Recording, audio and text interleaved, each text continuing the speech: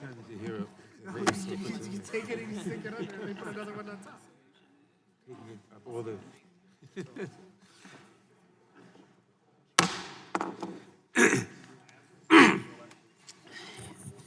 The Judiciary Committee will please come to order, a quorum being present.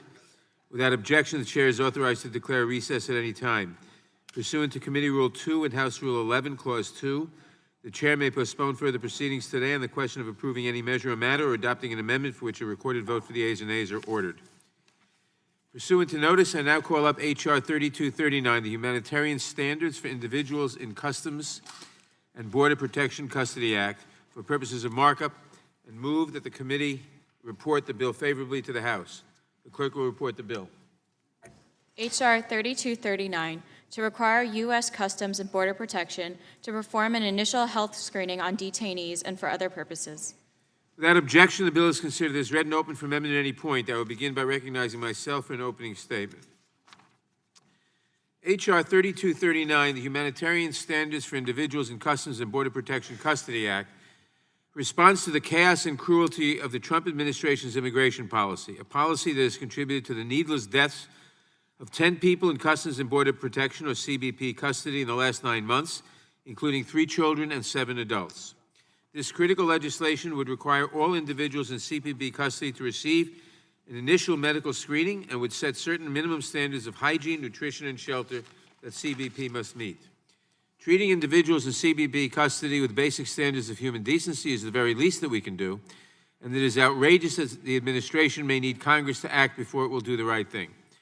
For some time, we have been confronted with the images of too many children and families squeezed into overcrowded and unsanitary CBP facilities. These images, while powerful, can make the suffering and deaths of individuals, even children, seem abstract. But these individuals are someone's loved ones. These children had names, including Carlos Hernandez Vasquez, who was 16 when he died, Felipe Alonso Gomez, who died at 8 years old, and Jacqueline Kyle Malkian, who was just 7 years old when she died in CBP custody. The bill we are considering today will not bring them back, but it will help make certain that no other child or parent in CBP custody dies for lack of an appropriate medical screening or access to medical care. Whatever the president might say, CBP custody facilities are not overcrowded and under-resourced because too many people are seeking protection from conflict and violence on our southern border. These facilities are overwhelmed because the administration has made the unnecessary jailing of children and families the center of its immigration policy. There is much we could do instead, such as more rapid adjudication of asylum cases and the release of some families pending their hearings. Instead of doing the hard work of responding to and managing the challenges at our border, the administration is focused on dehumanizing immigrants with all too tragic results. But this bill does not deal with the causes of that crisis. This bill deals simply with the people in custody. Our colleague, the gentleman from California, Mr. Ruiz, a medical doctor and the author of this legislation, has put in the effort that the administration apparently lacks the will or the ability to do. H.R. 3239 is designed to ensure that CBP facilities protect the health and safety of both immigrant and CBP officers and to prevent needless deaths. It requires CBP to partner with professionals in emergency response, healthcare, and child welfare so that CBP agents can return to their primary role of protecting the border from real threats, and immigrants can be assessed by professionals, by health professionals, who can make informed decisions. It requires that CBP facilities provide basic human necessities, including sufficient numbers of showers, soap, toothpaste, and clean clothing, so that children and CBP agents do not get sick as a result of unsanitary conditions that are easily cured if planned for and managed well. The bill requires written documentation concerning health screenings, medical care, and medications so that upon arrival at an Immigration and Customs Enforcement or Health and Human Services facility, an immigrant's health status is already known and staff can prepare appropriately. The administration's enforcement-only policy has already needlessly filled up facilities with men, women, and children who simply do not need to be there, and people have been dying as a result. This bill is the first step in preventing additional deaths by ensuring that individuals are held in humane conditions and have access to basic medical care when circumstances warrant. It is the very least we can do as a civilized society. This bill does not deal, unfortunately, with the needlessly filling up of these facilities with men, women, and children who do not need to be there. It simply deals with their health and sanitation needs. I commend Representative Dr. Ruiz for introducing the Humanitarian Standards for Individuals in CBP Custody Act, and I urge all my colleagues to support this important legislation. I now recognize the ranking member of the Judiciary Committee, the gentleman from Georgia, for his opening comment. Thank you, Mr. Chairman. As administration officials, Opening always statement. yeah. Short one, though. As administration officials have been saying for months, the current migration flow, and we heard even this earlier this week, is resulting humanitarian crisis have overwhelmed the government's ability to adequately respond. In January, I introduced H.R. 586, which is the Fix the Immigration Loopholes Act, to modernize our laws and address the perverse incentive fueling this illegal immigration that we're seeing and the increase that we're seeing. But however, we've chose not to bring that bill to markup. In fact, we're not even bringing a bill that would be an equivalency from a different perspective. We're marking up no bills that address actually the crisis on what's fueling the large numbers and the problems that we're having to address, I think in an honest way, but also a very misguided way in this bill. In fact, the only bill we passed has actually probably exacerbated the process as we went forward, which was H.R. 6. With the undeniable evidence of the crisis now firmly in the public spotlight, I was hopeful we could finally see a serious effort by both colleagues of both sides to end this crisis, Democrats included, and especially since you control the markup schedule. Instead, we've decided to mark up H.R. 3239, a bill that will do absolutely nothing to address the root causes of the crisis, and in fact, will make it worse. As the system was intended to work, individuals encountered by the Customs and Border Protection remain in CBP custody for short periods of time to complete processing, generally no more than 72 hours. Individuals are then transferred to ICE custody in the case of adults, HHS in case of kids or children, or released. But the enormous, unprecedented numbers of migrants crossing have overwhelmed the system. The ICE detention and HHS shelters are full, and CBP currently releases virtually all family units as soon as the processing stage is completed. In short, what the administration officials have been warning has come true. The system is broken.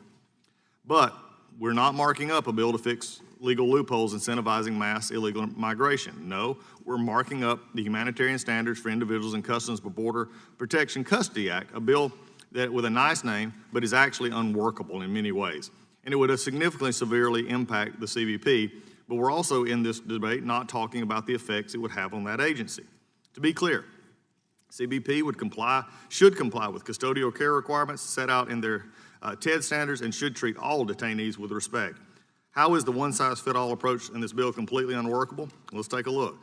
The requirements of H.R. 3239 apply to hundreds of CBP facilities, no matter how big, small, urban, remote, or how busy or how idle. For instance, even though we keep offering my colleagues offer antidotes from the southern border, this bill would apply to the very busy airports such as Hartsfield-Jackson in my home state of Georgia, where it sees millions of passengers a year, or an extremely remote port of entry like the port Poker Creek in Alaska, which is only open for a few months a year, or a Border Patrol substation like Big Bend, Texas, which normally houses no more than 10 detainees per day, or an isolated forward operating base like Camp Bounds in Arizona, or a seaport like Port Ferry in Washington, or even the Truth or Consequences Border Patrol checkpoint in New Mexico.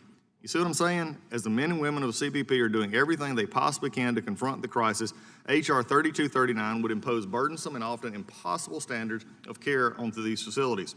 In addition to initial medical screening of all migrants entering CBP custody, H.R. 3239 would require CBP to provide additional, for free, the alien medical services. The bill states where practicable, CBP shall have on-site, in addition to licensed medical professionals, they already have to conduct medical screenings, licensed emergency care professionals, specialty physicians, including physicians specializing in pediatric, family medicine, obstetric and gynecology, geriatric medicine, internal medicine, and infectious diseases, nurse practitioners and other nurses and physician's assistants, licensed social workers, mental health professionals, public health professionals, dietitians, interpreters, and chaperones. If impractical to have them on site, CBP must have them on call. Our Border Patrol should be out doing what they're supposed to be doing, and that is protecting our border, interdicting narcotics, preventing the illegal immigration, and stopping child trafficking, not setting up the hospitals that they're not equipped to do at every single facility. The bill would also prevent CBP from housing individuals outside of temporary facilities and require all facilities to be climate controlled while simultaneously limiting the number of CBP processing facility can house. CBP will therefore be forced to release even more people into the U.S. interior, since this bill would limit its ability to respond to migrant surges. The bill also mandates a provision of showers and that may not be appropriate in some areas of custodial setting, and it even mandates the number is specifically enough to the toilet detainee ratio. Perhaps the worst part about this bill is it increases the incentive to exploit children to gain interest in the United States. Smugglers know migrants will be released to the U.S. interior if they bring a child because of the legal loophole created by the Flores-Settle Agreement. The loophole currently only applies to parents and legal guardians. DHS continues to see adults fraudulently posing as child's parents or legal guardian to use the child to get into the United States. This bill rips the existing loophole even further. Instead, only benefiting parents and legal guardians, the bill would expand to mere adult relatives of the child. H.R. 3239, although possibly well-intentioned and is well-intentioned, is unworkable. Will do nothing to address the border crisis, increases the likelihood for children to be trafficked because of the openings that it provides. I again, will vote no on this bill for the many reasons that I've just stated, but also would encourage us to look, instead of always at the symptoms of the problem, let's look at fixing the problem. I have ideas, you have ideas, let's bring those to the table and have those discussions. And with that, I yield back. Thank you, Mr. Collins. I now recognize the chair of the Subcommittee on Immigration and Citizenship, the gentlelady from California, Ms. Lofgren, for her opening statement. Thank you, Mr. Chairman. Today, we have the opportunity to pass a piece of legislation that will prevent the deaths of children in our immigration detention system. Without H.R. 3239, it is a certainty that more children and other immigrants will fail to get adequate treatment, and some will die in Customs and Border Protection custody. The bill is a life-saving piece of legislation rooted in the long medical experience of our colleague, Representative Raul Ruiz, and responsive to the needs of the children and families in CBP custody. The Trump administration's immigration policies have intentionally dehumanized immigrant children and families and pushed them into severely crowded CBP cells where many are forced to stand for weeks on end. The administration asserts that these conditions are the inevitable result of large numbers of people seeking protection at our border, but that's not true. A competent administration would plan for the expected arrival and care of immigrants in need of protection.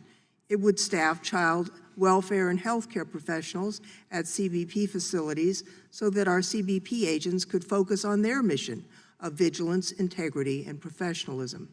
A capable administration would support CBP agents in the identification of individuals who pose a risk to our country and facilitate the release of families and individuals who pose no risk so that overcrowding is not an issue. The Trump administration has done none of this, and so CBP agents are guarding families instead of the border and administering punishment on children instead of going after criminals. This does nothing to protect the United States, but it does undermine the mission, morale, integrity, and professionalism of CBP officers. It's got to stop. This bill cuts through the Trump administration's incompetence and restores order and basic humanity to the processing of immigrants at the border. It requires that each CBP facility include at least one medical professional. It could be a nurse practitioner, an EMT, to conduct health screenings for individuals upon arrival. It mandates that other emergency care professionals be immediately available so that if a life-threatening situation arises, it can be addressed quickly instead of hours later at a hospital. The bill prohibits the severe overcrowding of children, families, and single adults, which has become the norm in CBP custody facilities, which exposes immigrants as well as our staff to health and safety concerns. The bill requires that clean clothing and nutritious food be made available to immigrants in CBP custody so that they are no longer forced to eat bologna sandwiches at every meal and wear clothing soiled from the sweat and heat of overcrowding. In short, this bill is the plan for CBP custody that the Trump administration seems incapable of putting together. I'd like to recommend Representative and Dr. Raul Ruiz for his effort and commitment to the safety and dignity of every person, regardless of their origin. And I would urge my colleagues to support this bill. The crisis that we see at the border, and we had a hearing, a subcommittee hearing just this Monday, a report from the Inspector General of the Department of Homeland Security with simply shocking reports of overcrowding and unacceptable conditions that violate the standards of the department. If we do not act, more people will sicken and die.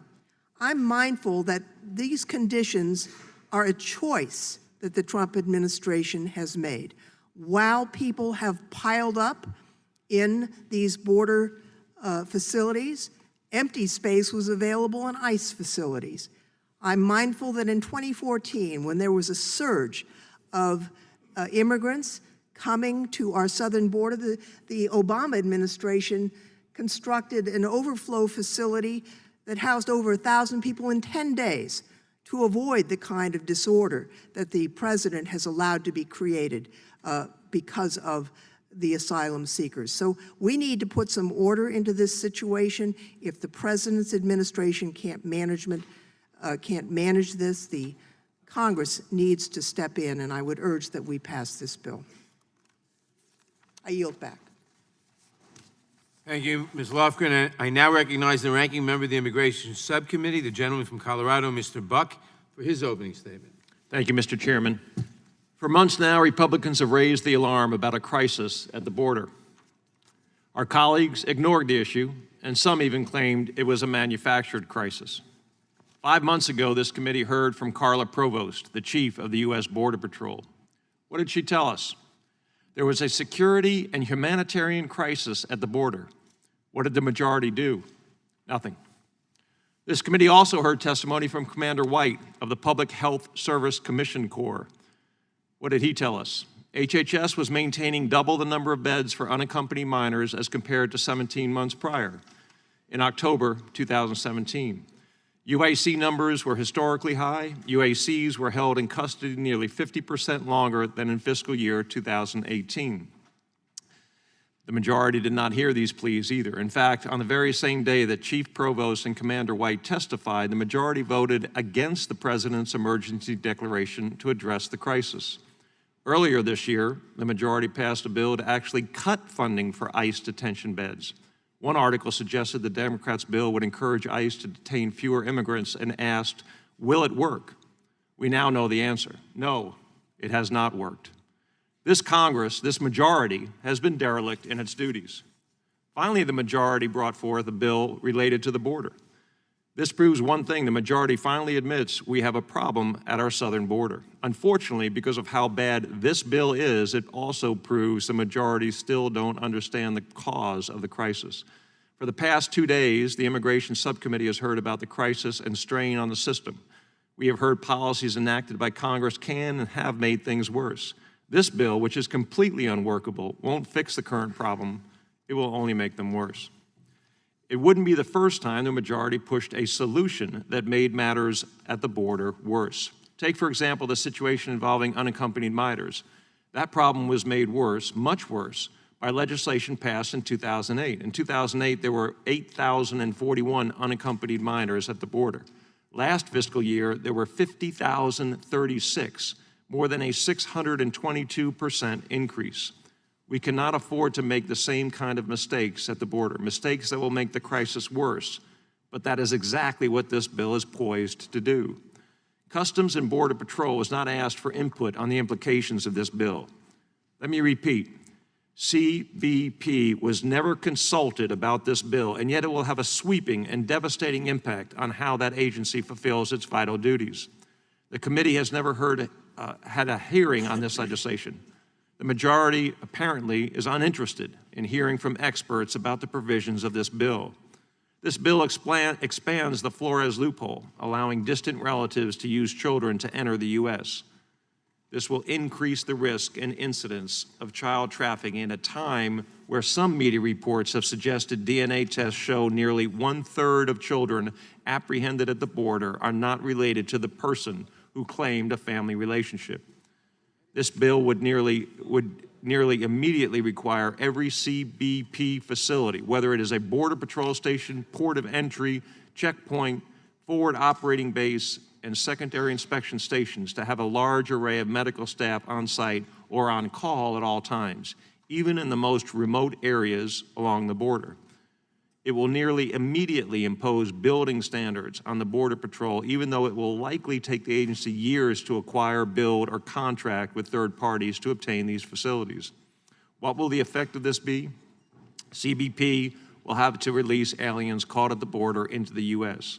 This bill is a veiled effort to create the progressives' ultimate dream of open borders. I would ask the chairman and the majority to hold a hearing on this bill before we continue this markup. Let's hear from the experts, and then let us move a bipartisan bill that fixes Flores, sets standards to reduce frivolous asylum claims, and truly secures our border. If we can do those things, we can reduce some of the factors driving the border crisis. This will make things manageable for Customs and Border Patrol. It will help reduce overcrowding at CBP, ICE, and HHS facilities. It will help reduce the number of people who are risking their lives by paying smugglers to help them traverse through dangerous deserts. A bill that reduces the drivers of illegal immigration will save lives. There is a better way. I thank the chairman, and I yield back.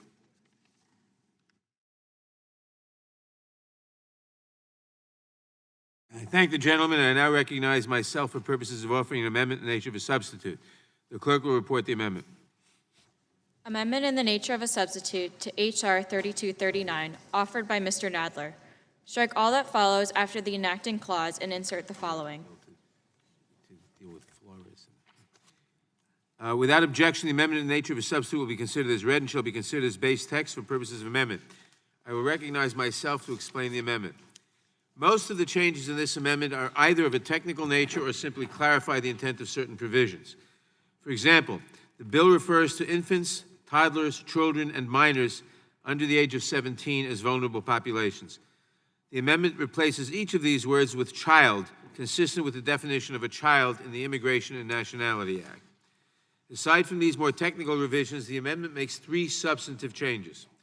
The first change concerns the amount of private space afforded to each individual in custody. The bill requires 2 square meters of space per individual. The amendment revises this to require that no individual be placed in a room if it would exceed the maximum occupancy determined by the appropriate building code or the fire marshal. If a facility is nearing maximum capacity, the amendment permits CBP to contract for the construction of additional temporary facilities. Congress just recently appropriated an additional $4.5 billion so that agencies can do this contingency planning, thereby avoiding dangerous overcrowding.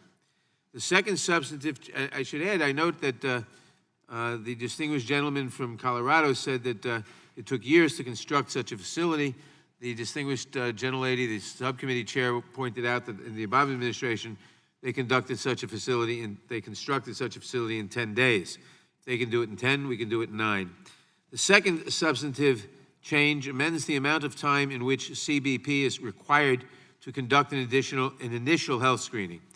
As originally drafted, the bill required that all individuals be screened within 12 hours of apprehension and within 3 hours for vulnerable populations. The amendment requires that all individuals be screened within 12 hours of entering a CBP facility and within 6 hours for vulnerable populations. The final change adds language requiring that members of Congress have access to any Customs and Border Protection facility. These changes are relatively minor and all improve the bill. Therefore, I urge my colleagues to support the amendment in the nature of a substitute and yield back the balance of my time. I will now recognize the ranking member of the full committee, Mr. Collins, for any comments he may have on the amendment in the nature of a substitute. Thank you, Mr. Chairman. I agree it meets the standard, and I yield back. Gentleman yields back. Are there any amendments to the amendment in the Chairman? nature of a substitute? Mr. Chairman, I have The gentlelady is recognized. an amendment at the desk. The clerk will report the amendment. Amendment to the amendment in the nature of a substitute to H.R. 3239, Ask offered by unanimous Ms. consent Lofgren. that the amendment be considered as read. These are, Without objection, the amendment is considered as read, and the gentlelady is recognized in support of her amendment. these amendments are technical in nature. They've been shared with the minority, and I think, although members of the minority may oppose the overall amendment, do not disagree that this actually refines in a sensible way the understanding of the amendment. So I would offer this as a clarifying technical amendment and ask that it be adopted. Gentlelady Hill. Yes. Okay, look, we'll stipulate on the fact that it is, that there are technical changes. Well, I would disagree with the bill as a whole, and we'll still vote against it. This doesn't help it, but it is only technical amendments, and I'll stipulate to that. Thank you. Thank you. I recognize myself to strike the last word in support of the amendment. As the chair of the Immigration Subcommittee has stated, this amendment makes mostly technical and non-substantive changes to the bill and corrects a number of minor drafting errors. I appreciate the gentlelady offering this amendment, which improves the bill. I encourage my colleagues to support it, and I thank the gentleman, the ranking member, for indicating that he would support this technical amendment. I yield back the balance of my time. Are there any further comments on this amendment? The gentlelady for what purpose does the gentlelady from Washington seek recognition? Move to strike the last word. Gentlelady is recognized. Thank you, Mr. Chairman, and I thank the chairwoman of the Immigration Subcommittee for this technical amendment. I am in support of it. I just wanted to say a few words on the underlying bill. I am proud that we're marking up this bill today to create some meaningful standards for how CBP treats people in its custody. Frankly, we shouldn't have to do this, but we are in a position where we are forced to do this. We have to say that we cannot tolerate people and children being held in conditions where children are forced to wear, quote, clothing stained with vomit, where people are forced to share combs during a lice outbreak, where facilities lack adequate food, water, and sanitation, and where Border Patrol agents are asking children to care for other children with little to no help from any adult. And I just saw an article today that says that Border Patrol turned to a 3-year-old and asked if she wanted to stay with one parent who was being deported or the other parent who was going to be kept here in the United States. It is unacceptable that at least 7 children have died in the last year when no child had died in DHS custody for nearly 10 years. So these standards are absolutely necessary. And just last week, ProPublica reported that Border Patrol agents are handing out commemorative coins to mock their duty to care for the children in their custody. So this is an important first step to address conditions at the border, but it can't be the last. We do also have to address other issues. First, very worrying reports that overcrowding at the border is being manufactured by this administration. And I would just cite to you, Border Patrol claimed on July 4th that HHS did not have the capacity to accept unaccompanied children, but in a July 10th BuzzFeed news story, HHS refuted Border Patrol's claim and said that they had beds available. Mr. Chairman, I seek unanimous consent to enter into the record the BuzzFeed news article entitled Border Patrol said there wasn't room for more immigrant kids. The shelter agency says otherwise. Without objection. The Wall Street Journal drew attention to information that, quote, several facilities run by immigration authorities that are intended for children were not being fully used for that purpose, end quote. As of June 27th, as the nation reeled at images of severe overcrowding and harsh conditions for children and others, family detention facilities were actually running at under half capacity. Mr. Chairman, I seek unanimous consent to enter into the record that Wall Street Journal article entitled, As Border Crisis Worsens, a Detention Center Designed for Children Has None. Without objection. Policies like metering, the attempts by the Trump administration, no, not the attempts, the actual rules by the Trump administration to say that we are shutting down the ability for people to enter through legal ports of entry and therefore to seek asylum, and therefore they are going between legal ports of entry and crossing over the border in dangerous conditions such that we had people dying crossing the river. Those kinds of policies, along with limiting or even eliminating the ability for legal asylum seekers to seek asylum, policies like Remain in Mexico, these are policies like mass prosecutions of people who are crossing the border, that has not been done before. So these are the kinds of policies, along with addressing root causes in the sending countries, that are creating this giant chaos at the border. So yes, it is a manufactured crisis, by this administration. We also have to address the massive over-incarceration of people in immigration detention centers, and we will be having a hearing on conditions of detention and detention facilities later in this committee, but these are things that would be addressed through my bill with Congressman Adam Smith called Dignity for Detained Immigrants. And I don't think the majority of Americans understand that the 56,000 people every day who are being held in prisons, we call them detention, but they are actually in some cases prisons, that the vast majority of those people don't have a conviction, much less a charge against them, other than perhaps illegal reentry or entry. So these are not people that should be detained. Many of them are asylum seekers. Many of them are people who, if we adjusted our immigration laws, and let me remind this committee once again, that in 2013, there was a bipartisan bill to comprehensively reform our immigration system. It was passed with 68 bipartisan votes, and guess who held it up in this chamber? Speaker John Boehner. Republicans have refused repeatedly to comprehensively reform the immigration system in a just and humane way. So I think this is a very important bill that we're passing, but it's certainly not the end, and I resent any implications that somehow Republicans have been trying to fix this problem. There has been no attempt to do so. Thank you. I yield back. Gentlelady yields back. The gentlelady from Georgia, Ms. McBath, for what purpose do you seek recognition? Thank you, Mr. Chairman. I move to strike the last word. Gentlelady is recognized. Mr. Chairman, this bill should not be controversial. This is America, and we can provide clean drinking water, 3 decent meals, a place to sleep with the lights off, and a place to shower once a day. Customs and Border Protection's own standards require some of these same basic elements of care. The Department of Homeland Security already agreed it must relieve dangerous overcrowding at its Del Norte processing center. The standards set by these agencies themselves are not being met. These are children. These are children who are scared to death and families who've run away from violence. This isn't a problem in the future. It's a problem right now. And if we don't act now, I fear our failure risks the deaths of more innocent children.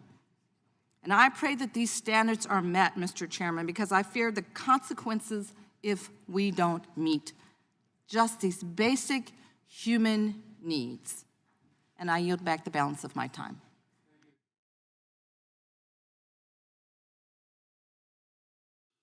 By the gentlelady from California. All in favor, say aye. Aye. Opposed? The ayes have it. The ayes have it. Are there any further amendments to the amendment in the nature of a substitute? Gentleman from Florida, for what purpose does the gentleman from Florida seek recognition? I have an amendment at the desk. I reserve a point of order. Clerk will report the amendment. The gentlelady reserves a point of order. Amendment to the amendment in the nature of a substitute to H.R. 3239, offered by Mr. Gates of Florida.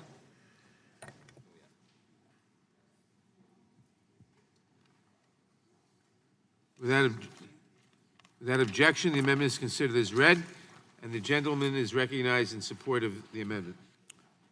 Thank you, Mr. Chairman. There is a crisis at our southern border. It is a crisis that Secretary McAleenan shared with this body repeatedly starting back in February. It is a crisis that House Democrats have ignored, and it is even a crisis that the Democratic whip laughed at. I repeat, laughed at on January 9th when asked whether there was a humanitarian crisis. To solve the crisis, we need to change our asylum laws. We need to erect physical barriers on the border, and we need a common sense immigration enforcement regime that allows for interior enforcement of our immigration laws and support for Customs and Border Patrol and ICE. These statements didn't used to be controversial. Just way back in the 1990s, the distant 1990s, Democrats included in their official platform that criminal illegal aliens needed to be deported. And obviously, you need the elements of ICE to be able to do that, and you need strong CBP to ensure that we have a secure border. But now, Some on the radical left have substantially moved the Democratic Party in a dangerous direction. They say that interior enforcement of our immigration laws is racist. They say that building a wall is racist. And despite the fact that a substantial percentage of the brave Americans who work at ICE and CBP are of some minority status, there are claims that these institutions of ICE and CBP are in and of themselves racist. Those claims are absurd. These are patriotic Americans doing all they can to be helpful. But I wonder, where are we in this Congress? Where are House Democrats? Because as I've seen the new spokespeople for the Democratic Party, the Squad, step forward and call for the abolition of ICE, the abolition of the Department of Homeland Security, and the abolition of Customs and Border Patrol, I wonder, what elements of the securing of our border or the enforcement of our immigration laws would any of you even stand to support? And so I bring this amendment, largely demonstrably, to see who among the Democrats on the House Judiciary Committee agree with the most radical fringe on the Democratic left. So this amendment would do as the Squad has called for. It would abolish CBP. And I'd like to know who among you stand with the brave Americans who toe the line, who work the border, who enforce our laws, and who among you stand with the Squad. I can't wait to find out, and I certainly hope that my Democratic colleagues will not use procedural maneuvers to block consideration and to figure out which side of the line you're on. I yield back, Mr. Chairman. Mr. Chairman?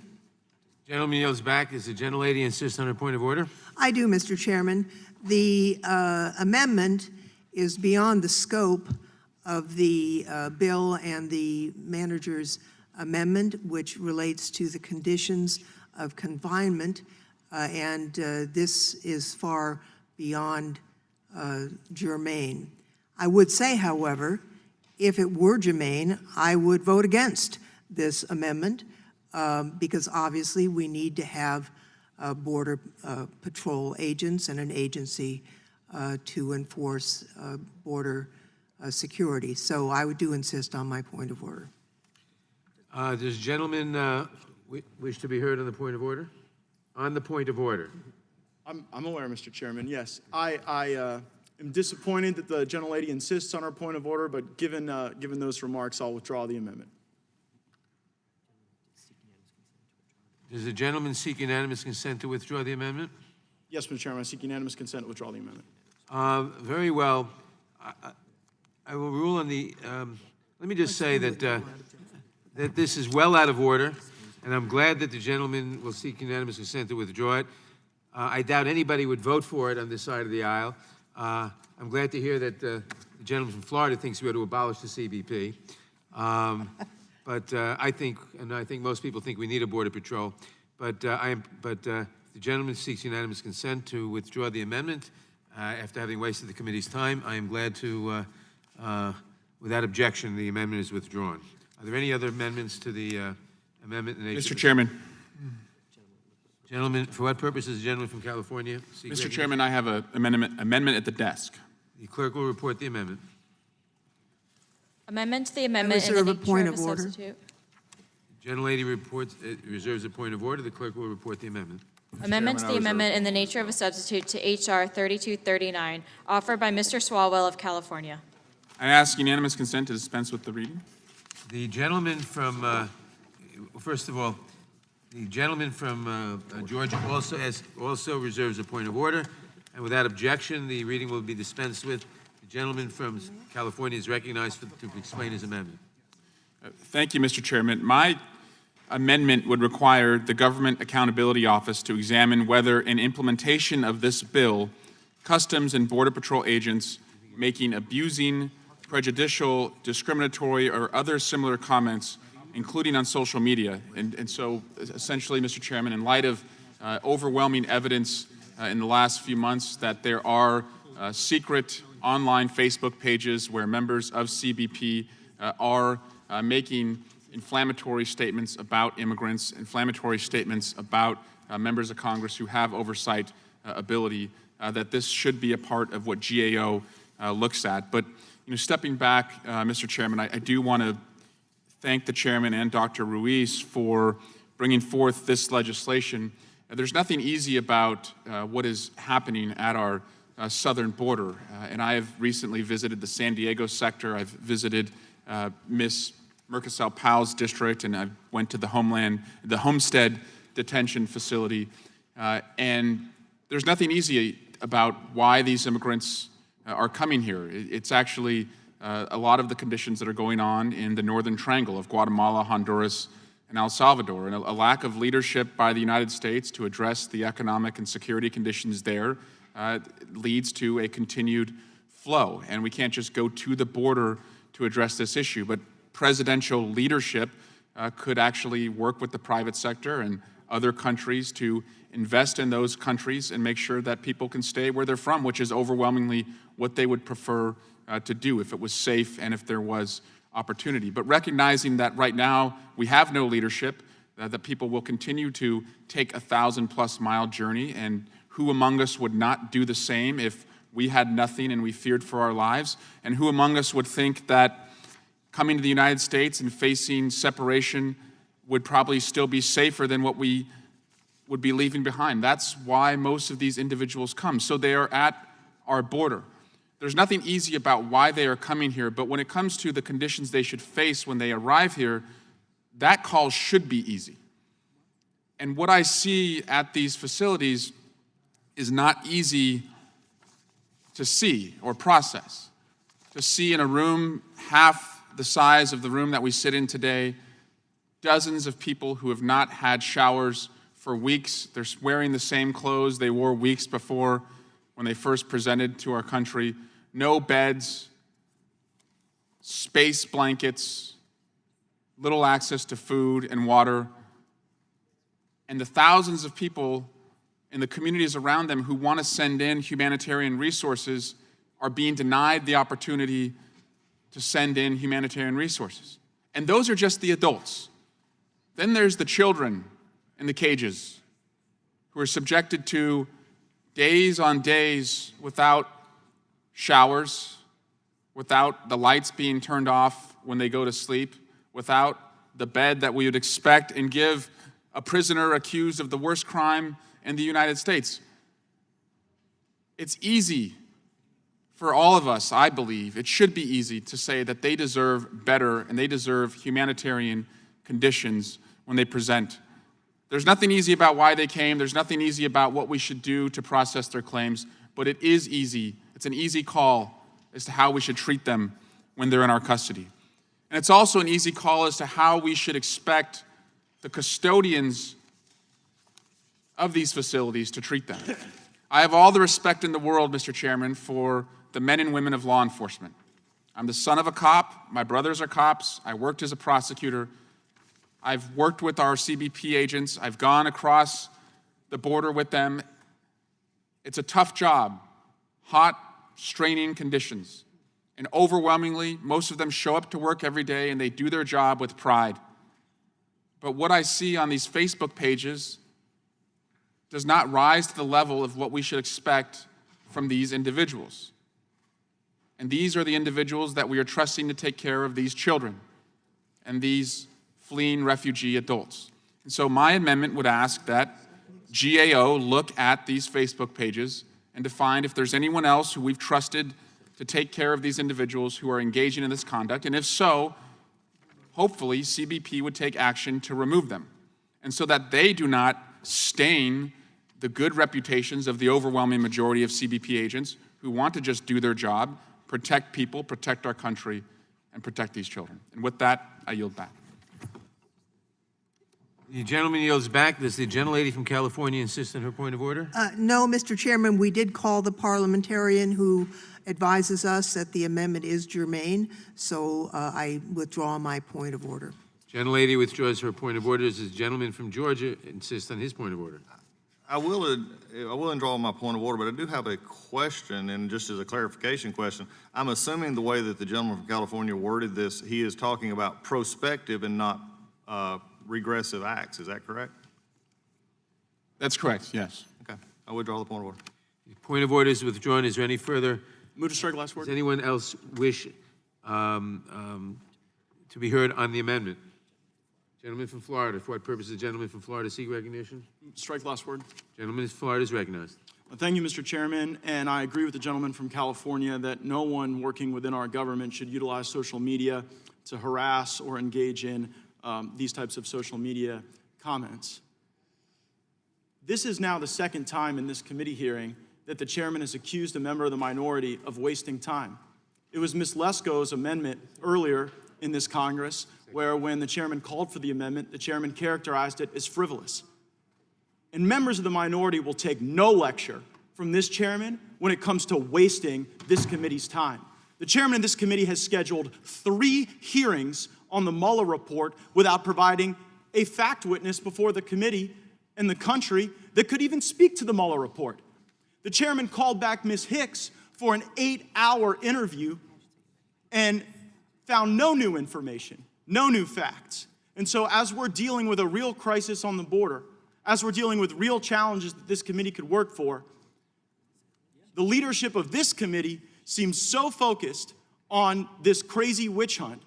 They're so unwilling to bend to the overwhelming will of the American people, 6 of 10 of whom oppose the opening of an impeachment inquiry, that you continue to waste our time, you continue to ignore the problems, and we will take no lecture from you when it comes to the utility of our contributions to this committee. And I yield back. The gentleman yields back. Does anyone else seek recognition on the amendment? Mr. Chairman, Gentlelady from I California. move to strike the last word. I don't object to having a study of this. I would note that the department itself is investigating the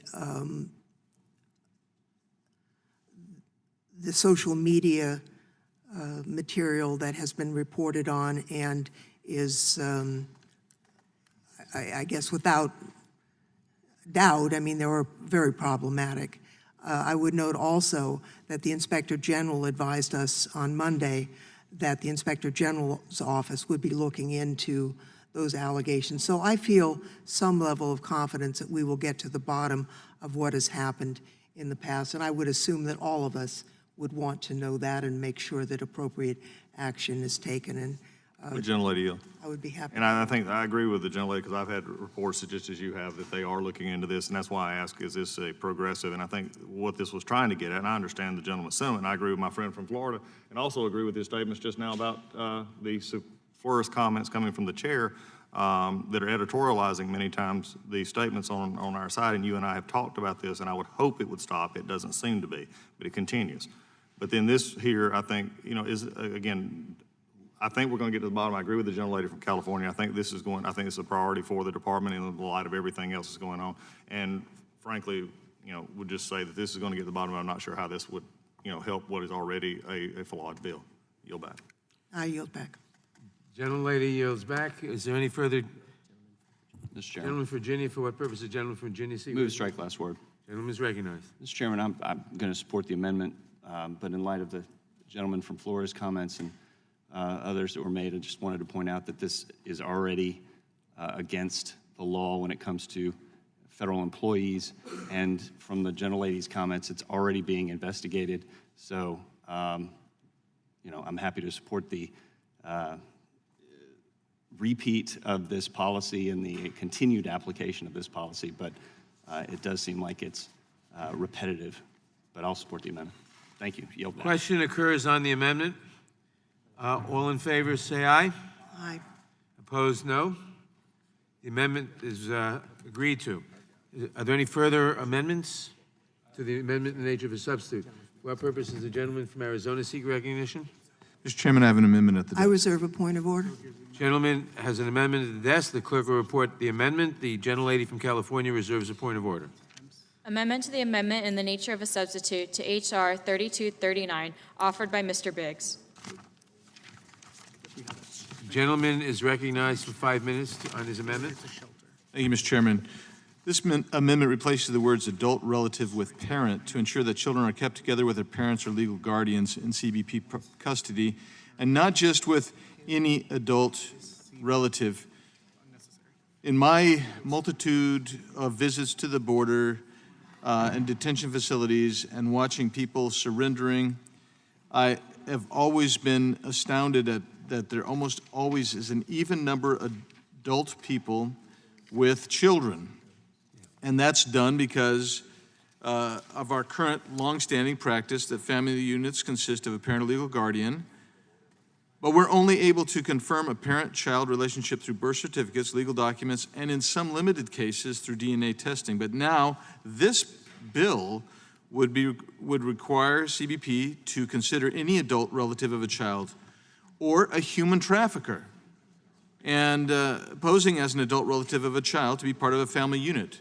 This year alone, more than 5,000 children as parts of false family units have been found out and protected from the human trafficker that was using them to create a family unit.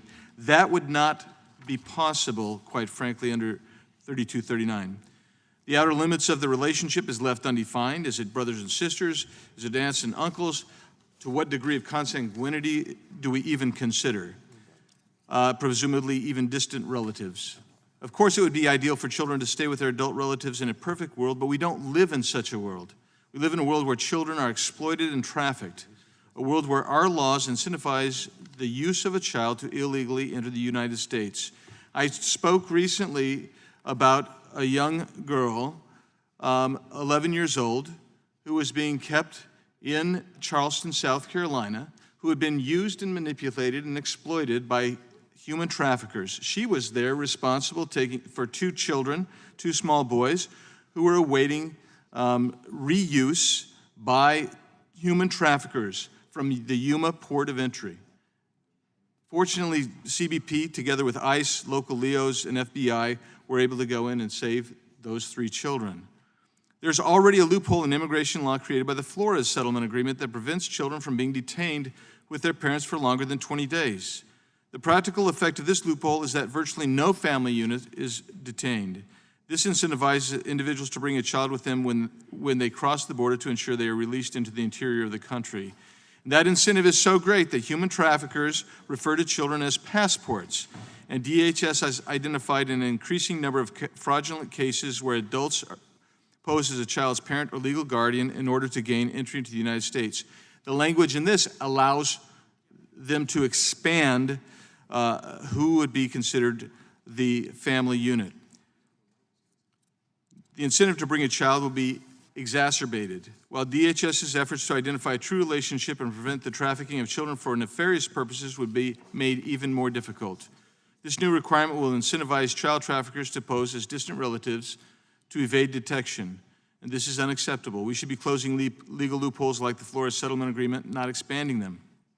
This amendment does not end the Flores Settlement Agreement, but it would at least keep the status quo, ensuring that children stay together with their parents and legal guardians without extending the legal loophole to distant relatives and human traffickers who would fraudulently pose as such relatives to bring children into the United States for nefarious purposes. I urge my colleagues to vote for this amendment to ensure that we're protecting children, not creating more reasons for under our laws to exploit children. And I just want to make an additional comment that illegal reentry into the United States of America is a felony. And I want to bring two important cases from my own district where someone who committed that felony of reentry, who had been deported, come back, murdered Grant Ronnebeck, the son of Steve Ronnebeck, and another who had also been deported and reentered, committing that felony of reentry, killed Brandon Mendoza, son of Marianne Mendoza, in my district. And so I think it's important to never forget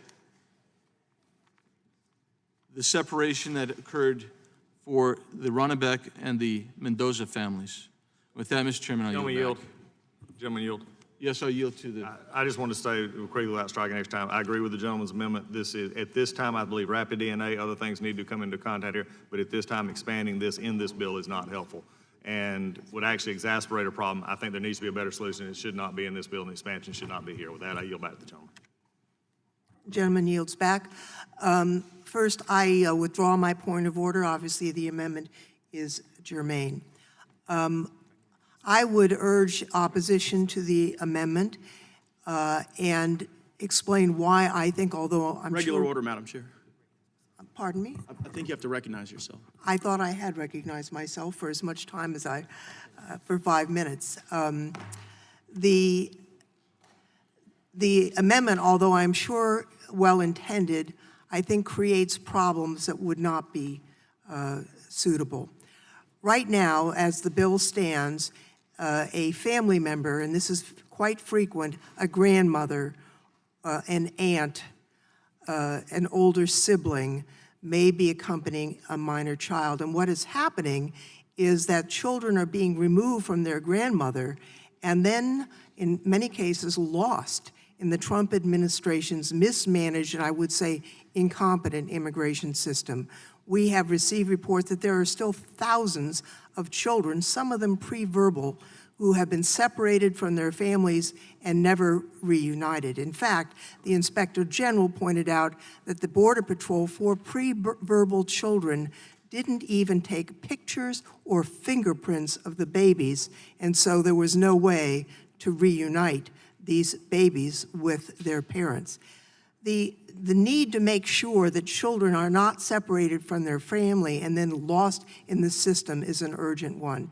This bill does not change or improve on any substantive rights of adults, but it is necessary to safeguard immigrant children because it's been proven that this administration can't or won't protect these children once they enter the system. I would note that the issue of trafficking is a real one, and the manager's amendment notes that if the arrangement poses a safety or security concern, then the measure would not be adhered to. I would note further the mention of rapid DNA, which I believe is being unfolded out at the border. This is something that Mr. Sensenbrenner and I worked on, and it's an important advance to determining identity of individuals. It's something that's relatively inexpensive. It can be operated within minutes by non-technical people. It's simply a machine. It's being used by the FBI and in other countries with a high degree of reliability in terms of identification. So that is a very large advance. And so although I know the amendment is well-intentioned, I think it would do harm to children, and I would urge that we oppose that amendment. And with that, I yield back. Are there other members who wish to be heard on the amendment? The gentleman from Texas. Thank you, Madam Chair. Wish to strike the last word. For the chair to say this administration can't or won't help the children protect the children after they're separated, that's been proven, is a statement that is really unbecoming the chair. I have personally seen many efforts to protect the children by our Border Patrol and by ICE. And it is an affront to those people who are not paid enough for the hell they go through trying to enforce our laws to say they can't or won't protect these children. That's really, there are cases where they haven't gotten the protection that we would Would the gentleman want. yield? But that, yes. I thank the gentleman for yielding. To clarify, and I perhaps did not make this as clear as necessary, it was the Inspector General of the department itself that identified that pre-verbal children had been removed from their parents without any identifiers, either a written record, a picture. That's not every child, though. That's my point. And I don't want to say every child, but children have been lost in the system, and in fact, over 1,000 are still lost in the system. Reclaiming my And I time, the yield back. statement was that this administration can't or won't help these children pre-verbal, and they help them every single day. There are cases where they haven't gotten the protection that they should have. There were cases that I observed, the cages that were built by the Obama administration, seeing those overcrowded firsthand, having the Obama administration officials trying to keep me out of those facilities. I saw all that.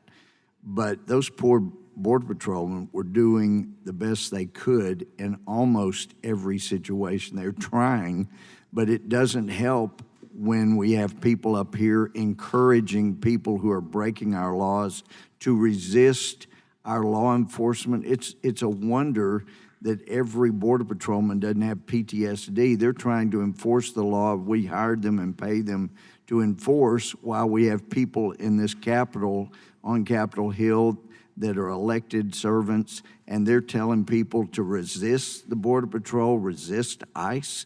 I mean, it is absolutely insane. They're doing the best they can, and I would, nearly all of them are doing the best they can under horrible conditions, and when they're not even being given the money they need to address these situations. I know there are people on the other side think to address the situation means you just let everybody out, whether they're MS-13ers, they're about to kill or cause harm, but we hire people to enforce our laws.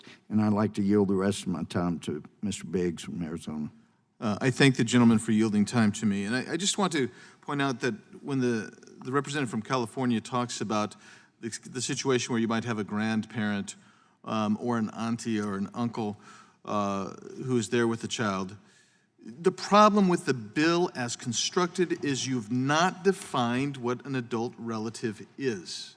You just haven't done that. And you're asking Border Patrol people, and by the way, I get down to the border often, and a lot of these folks coming over, they have documents as they're transiting Mexico. They come and they destroy their documents on the southern side of the border, and then when they come in, there is no authentication, there's no proof of who is related to whom. And that gets to your point of maybe rapid DNA might be appropriate, but that isn't in this bill. You haven't defined what an adult relative is. In fact, you've actually expanded this thing out that you're going to get people claiming, because there's no line of demarcation in the line of consanguinity anywhere. So what that's going to do is that allows people to manipulate this system and will actually be, quite frankly, a further magnet, an incentive to come here, because we will have lost even more control over what defines a family unit. And so I think that's why my amendment is so important, and I would urge a passage of the amendment, and I yield back. The gentleman's time has expired. Gentlelady from Texas is recognized for 5 Thank you. minutes. To strike the last word. Thank you, Madam Chair. Move to strike the last word. I'd like to ask my colleagues to please vote against the amendment and to support the underlying bill for a couple of reasons. And I first want to thank Dr. Raul Ruiz, who drafted this bill after visiting El Paso and touring the sector with me and with other members of the Congressional Hispanic Caucus, and then sitting down and meeting with the folks on staff at those facilities, and also meeting with families who had been in our detention. Next week, hopefully this bill will be on the House floor, and we'll have significant support from both parties. My bill, also the Homeland Security Improvement Act, will hopefully be on the floor next week, and will hopefully have support from both parties. You know, I think one of the things that frustrates the American public about Washington, and it frustrates me as well, and I find myself guilty of participating in this as well, is a lot of looking in the rearview mirror of who said what, who did what. The American public wants us to solve problems, and I think we all want to do that. I want to believe that that's what everybody in Congress wants to do. We have an opportunity. A couple weeks ago, we passed a supplemental bill. It was a Senate bill, a border supplemental, that unfortunately did not have standards, but the funding has been provided. What this bill and what my bill can do and will do next week is increase standards for those in our custody, and also, through my bill, increase oversight, transparency, and accountability. And I'll tell you, I'm approaching this not just from the perspective of how we should treat migrants in our care and in our custody, but after having spoken with Border Patrol agent after Border Patrol agent after Border Patrol agent. Agents that we go to church with, agents who are our neighbors, agents who live in my community.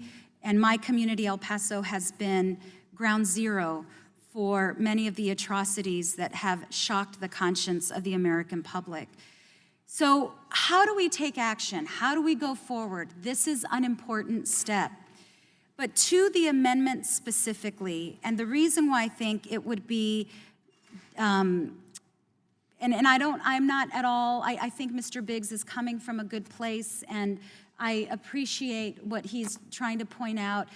But the danger and the risk with approving this amendment by limiting keeping a family together to a parent and a child is that that doesn't recognize the reality of many of the people and the families arriving at our front door.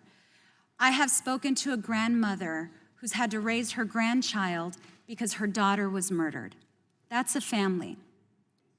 I have spoken to a brother who he and his sister made the trek together because they had no other choice. That's a family. I have spoken to an aunt with her niece who fled Central America because they had no other alternative. That's a family. The minute that we limit the definition of family, what we will do is cause more family separation. We will cause more overcrowding in our detention facility because we will have increased the number of single adults, and we will have more children in our care that this government doesn't know what to do with. So I would urge that we think about how we can best work together to address this great challenge, how we do right by our country, how we do right by our founding values, and recognize that the people arriving at our front door, while they present a challenge, they are not a threat to us, and that we stop treating them as though they are. Would the gentlelady yield? I yield. First of all, let me thank the gentlelady for her words and also indicate to my colleagues that I was just in Homeland Security where we were addressing some of these very important issues. I just want to reaffirm the gentlelady's pictorial presentation by my experiences at the border. I think the first stark experience, Congresswoman, was holding 9-month-old Roger in my arms in 2018 in one of the HHS centers. And Roger's mother was dead. His 19-year-old sister was his mother, but she was separated because she was not his mother. But she was his relative. And so I would just simply say I oppose the amendment because the reality is that people are coming with adults that are their relatives and guardians. With that, Gentlelady's time has yield back. expired. Are there other individuals wishing to strike the last word? Seeing no one, the gentleman from Rhode Island is recognized for Thank you, strike Madam the last Chair. word for 5 minutes. Thank you, Madam Chair. I oppose the amendment, and I want to thank the chairman for holding this markup of H.R. 3239, the Humanitarian Standards for Individuals in Customs and Border Protection Custody Act.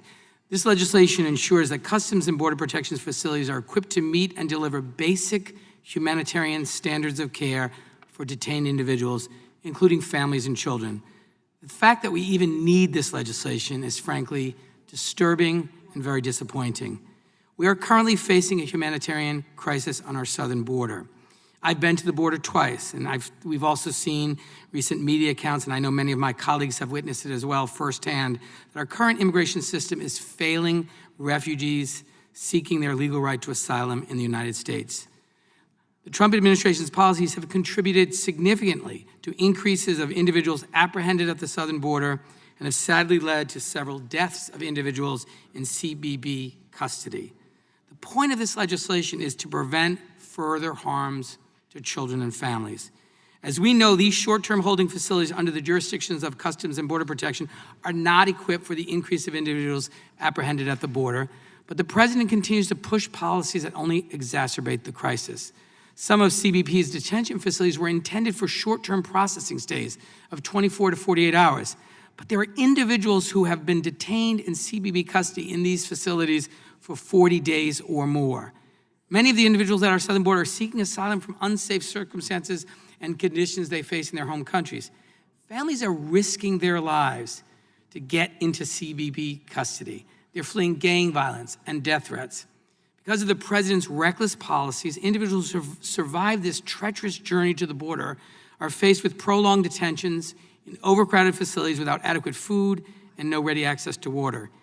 Individuals are not able to brush their teeth or shower, and they face conditions that make it impossible to adequately rest or sleep. These are not illegals or invaders. These are human beings, and we should never lose sight of that. The people seeking asylum are children and pregnant women, mothers and fathers, the elderly, people with disabilities or special needs.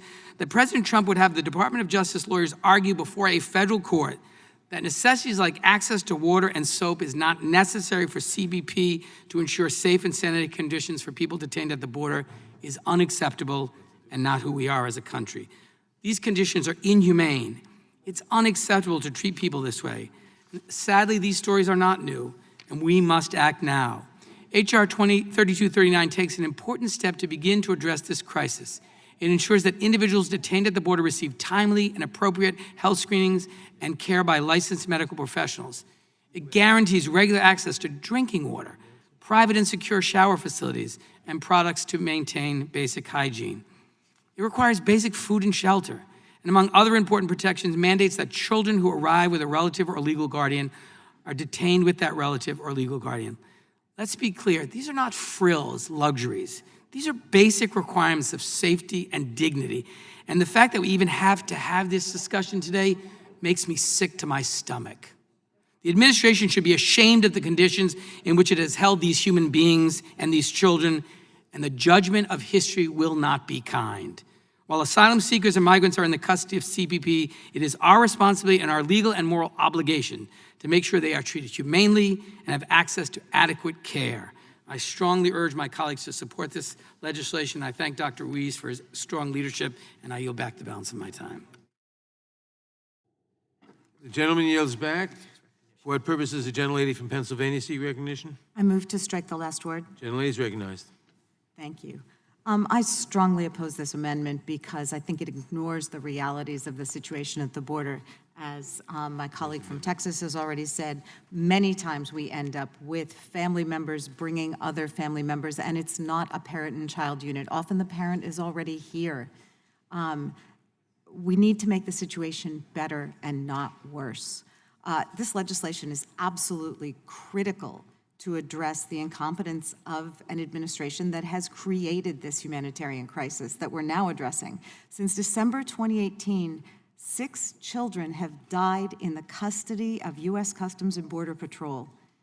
6 children have died in our care. For a decade before that, no children died in U.S. custody, and it's not because this situation is so unique or unprecedented. Prior administrations planned for and dealt with surges, and while their responses may not always have been perfect, no children died. This administration didn't plan for a seasonal surge, and its single-minded focus on an unnecessary and expensive wall between that and making policy changes that have increased detentions and have reduced releases, that's why we're here. The Inspector General in the last 2 months has been forced to issue 2 extraordinary alerts that dangerous overcrowding at these detention centers, which the administration has not moved to address, those dangerous overcrowding conditions have created threats to the health and safety of both detainees and U.S. government employees. And still, no response from this administration. So I strongly support the underlying legislation. I oppose the amendment because it would further exacerbate the situation, and I yield back. The question occurs on the amendment. All in favor of the amendment say aye. Opposed, no. No. The noes have it. Recorded vote is requested. The clerk will call the roll. Mr. Nadler? No. Mr. Nadler votes no. Ms. Lofgren? No. Ms. Lofgren votes no. Ms. Jackson-Lee? No. Ms. Jackson-Lee votes no. Mr. Cohen? Mr. Johnson of Georgia, Mr. Deutsch, Ms. Bass, Mr. Richmond, Mr. Jeffries, Mr. Cicilline. Mr. Cicilline votes no. Mr. Swalwell. Mr. Swalwell votes no. Mr. Liu. Mr. Liu votes no. Mr. Raskin. Mr. Raskin votes no. Ms. Jayapal. Ms. Demings. Mr. Correa. Ms. Scanlon. Ms. Scanlon votes no. Ms. Garcia. Mr. Neguse. Mr. Neguse votes no. Ms. McBath. Ms. McBath votes no. Mr. Stanton. No. Mr. Stanton votes no. Ms. Dean. Ms. Dean votes no. Ms. McCarcel-Powell. Ms. McCarcel-Powell votes no. Ms. Escobar. Ms. Escobar votes no. Mr. Collins. Mr. Collins votes yes. Mr. Sensenbrenner. Mr. Shabbat. Mr. Gomert. Mr. Gomert votes yes. Mr. Jordan. Mr. Buck. Mr. Buck votes yes. Mr. Ratcliffe. Ms. Roby. Ms. Roby votes yes. Mr. Gates. Mr. Johnson of Louisiana. Mr. Johnson of Louisiana votes yes. Mr. Biggs. Mr. Biggs votes aye. Mr. McClintock. Mr. McClintock votes aye.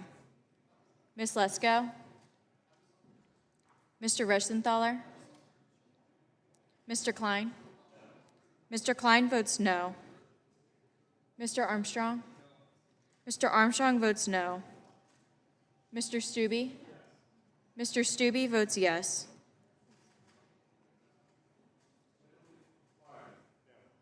Mr. Deutsch votes no. Ms. Jayapal votes no.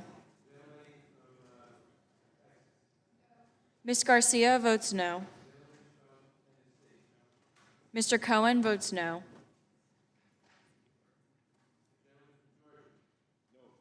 Mr. Johnson of Georgia votes no.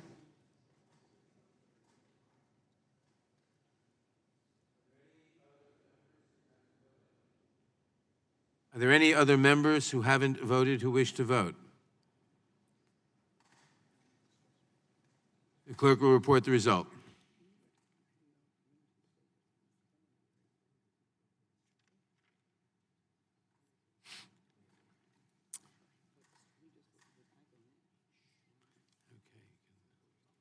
As soon as I announce the vote.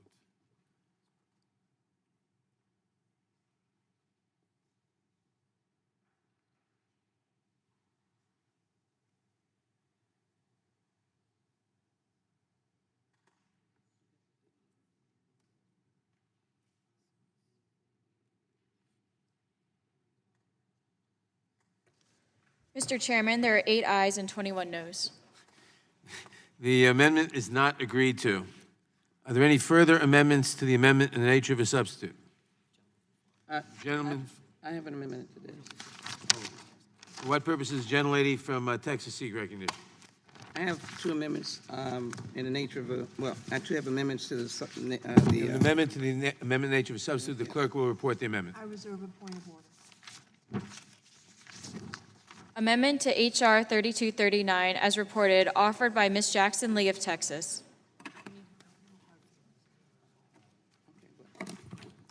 We vetted this. Without objection, the gentlelady is recognized for 5 minutes in support of her amendments, which I understand are being offered en bloc. Yes. All right, en bloc. I thank the gentlelady, and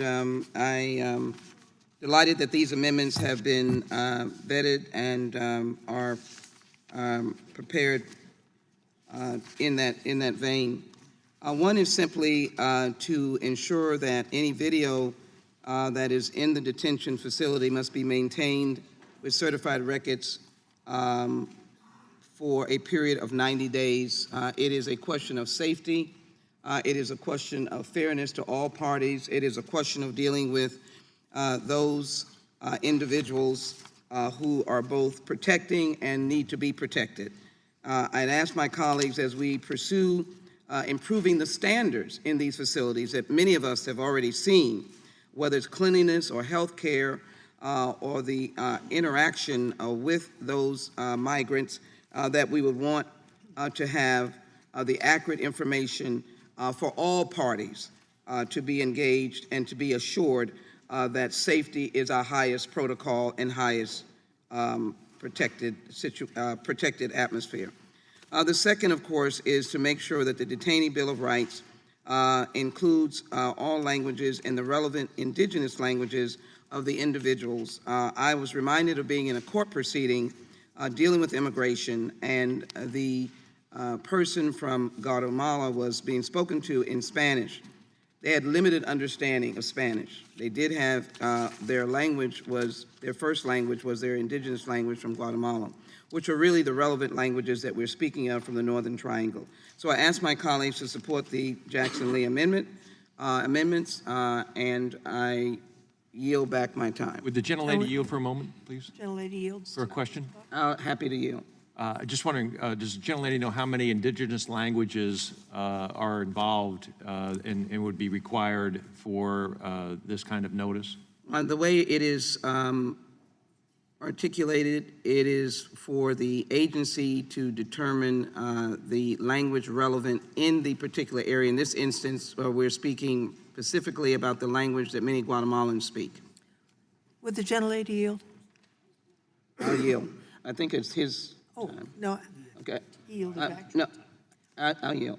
I would just note that AT&T, and there may be other providers, provide virtually every language known to man as a service, as an interpretation service. When I was in local government, we used them at the hospital because you couldn't possibly have interpreters for every language. We use them in the court system as well, and they vastly expand the capacity of what you can provide by way of language translation.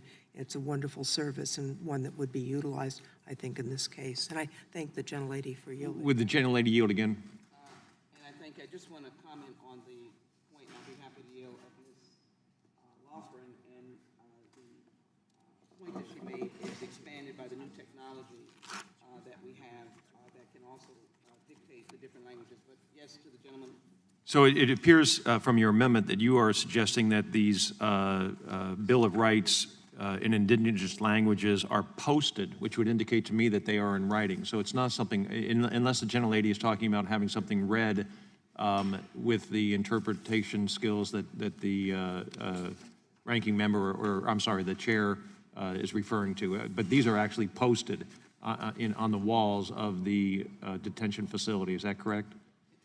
If I reclaim my time, if I understand the gentlelady, what she's suggesting, though she's using the technology example, that these indigenous languages are available and would be available to a department as large as the Department of Homeland Security to be able to utilize those that are particularly relevant to those populations that they're dealing with at the border.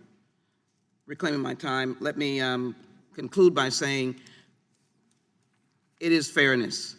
It is a fairness of understanding on both sides. And I have had law enforcement officers express themselves very happily when they come upon a scene or interact with individuals who do not speak English, to be able to engage with them in their language for the fairness of law enforcement and the fairness of the individual that is engaged in an incident or a need.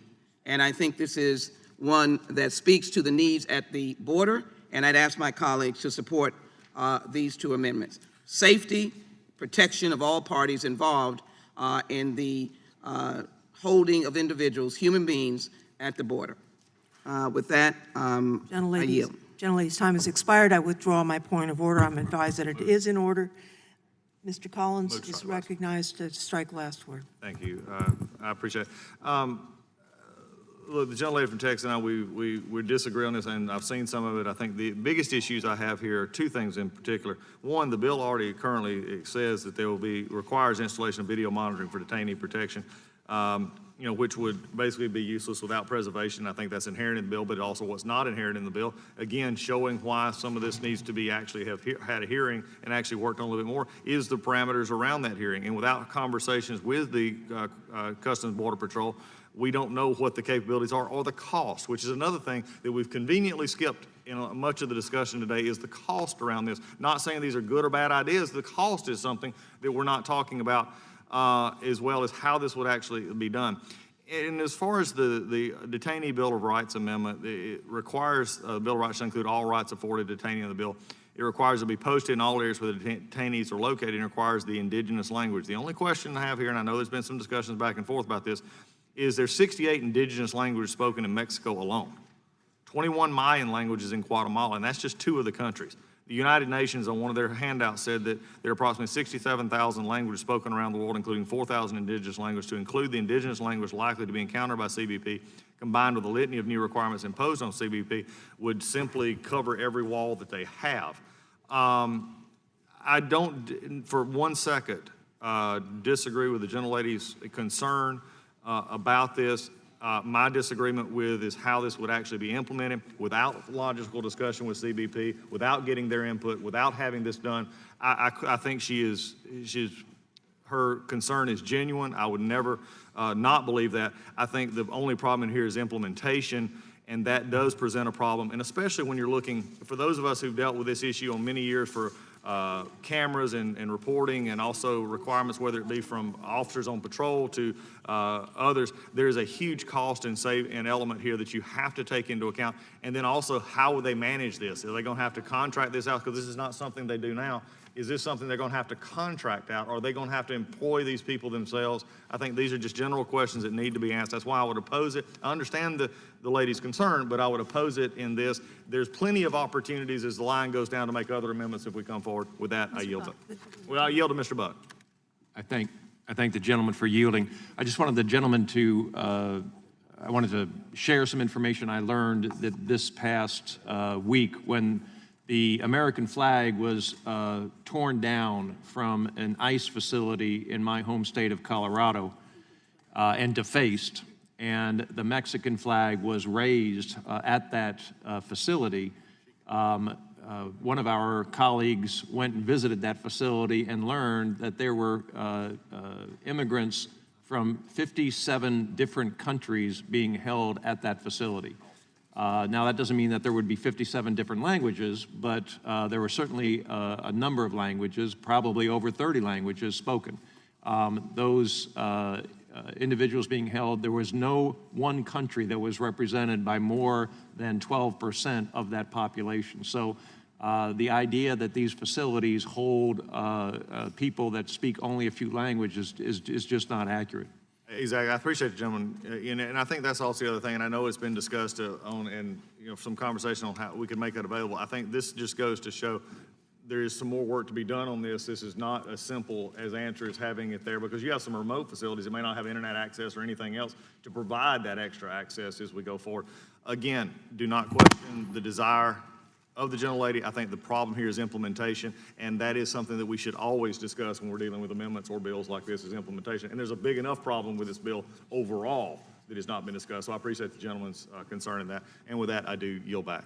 Gentleman yields back. I would ask the gentlelady whether, by unanimous consent, she would take a friendly amendment after the word posted, say, or otherwise made available.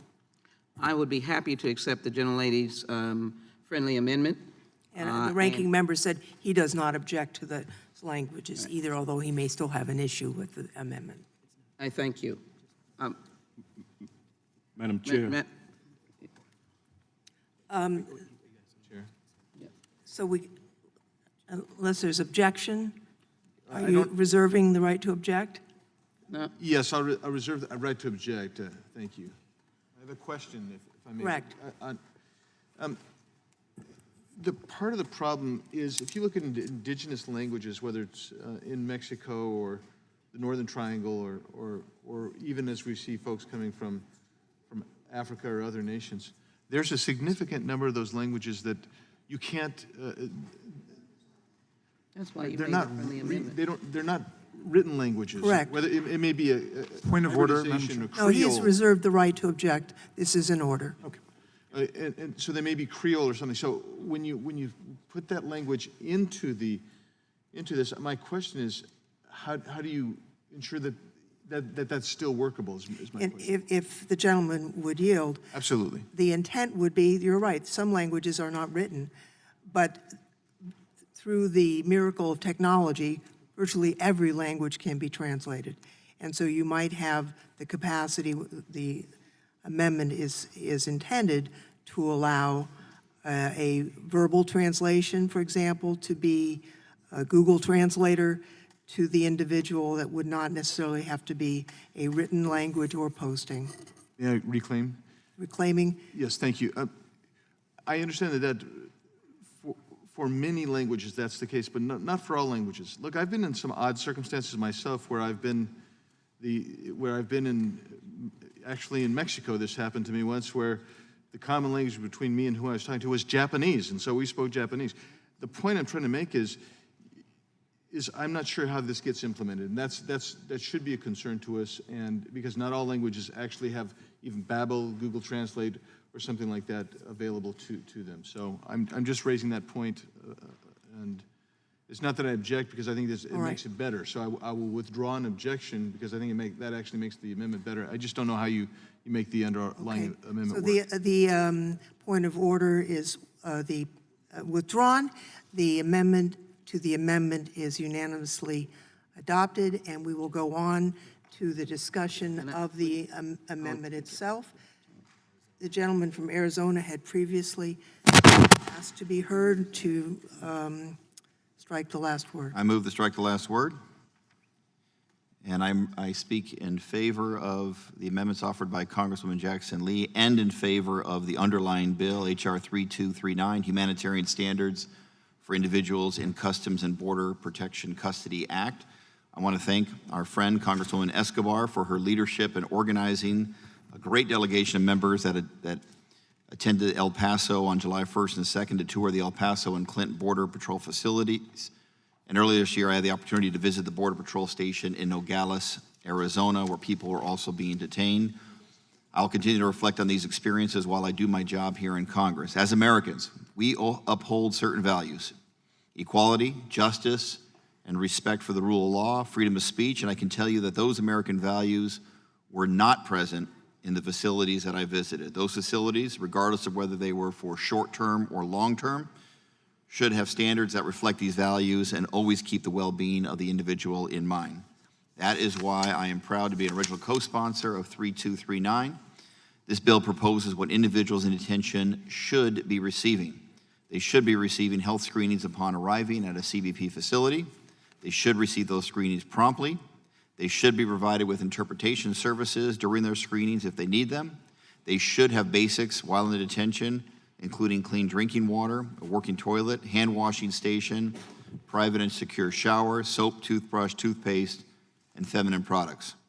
This is not an outrageous request. In fact, what is outrageous is that the CPB created its own minimum standards for how to treat people in detention, and even CBP has not been following their own standards as reported by DHS Officer of Inspector General just last month. This is exactly why we need this legislation today to become law. I'm committed to doing my part as a member of Congress from Arizona, a state that currently has several CBP and OR facilities, to ensure that DHS is responsible and accountable for how all individuals are treated while in the custody of the United States government. Our immigration policy simply can't be one designed to inflict as much pain on migrants as possible. That's unacceptable, it's un-American, and won't happen on our watch. I yield back. Gentleman yields back. Gentleman from Texas, Mr. Gomer, is recognized as Thank you, strike the Madam last Chairman. word. Thank you. I do think these proposals are coming from the right intention, but from a practical standpoint, sometimes we need to just step back and look at what we're doing. What's the effect of what we're doing? In the $4.6 billion package that was passed out of the House, none of it was for enforcement. None of it was for detention beds. None of it was for any of the things that are now being added on or proposed to be added on to the Border Patrol. These guys took an oath.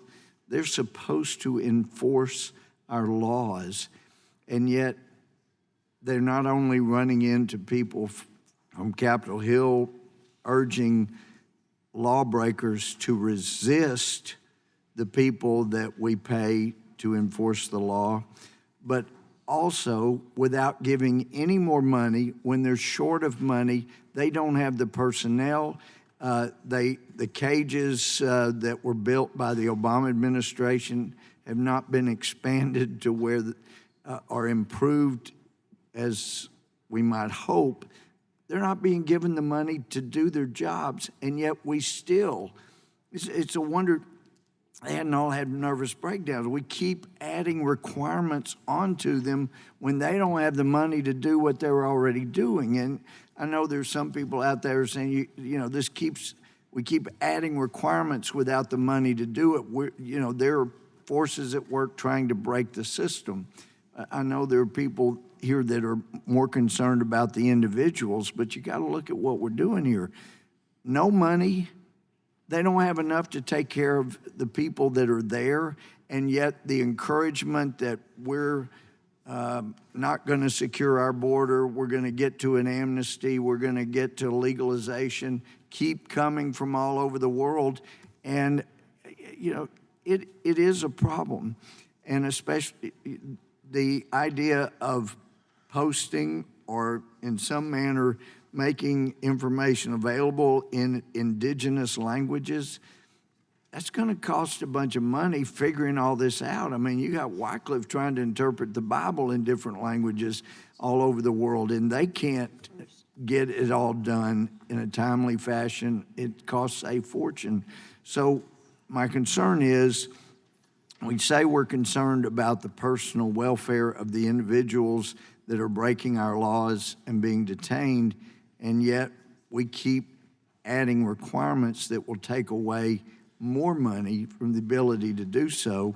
And I think everybody here on our committee has gotten used to the idea it's a good thing to have audio and videotape so that we know what's happened. So if there is a renegade law enforcement officer that is not acting appropriately, we got it right there.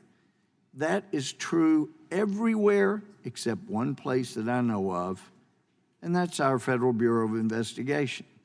And as we've looked into the Mueller report, we're going to have a hearing next week with Mr. Mueller himself.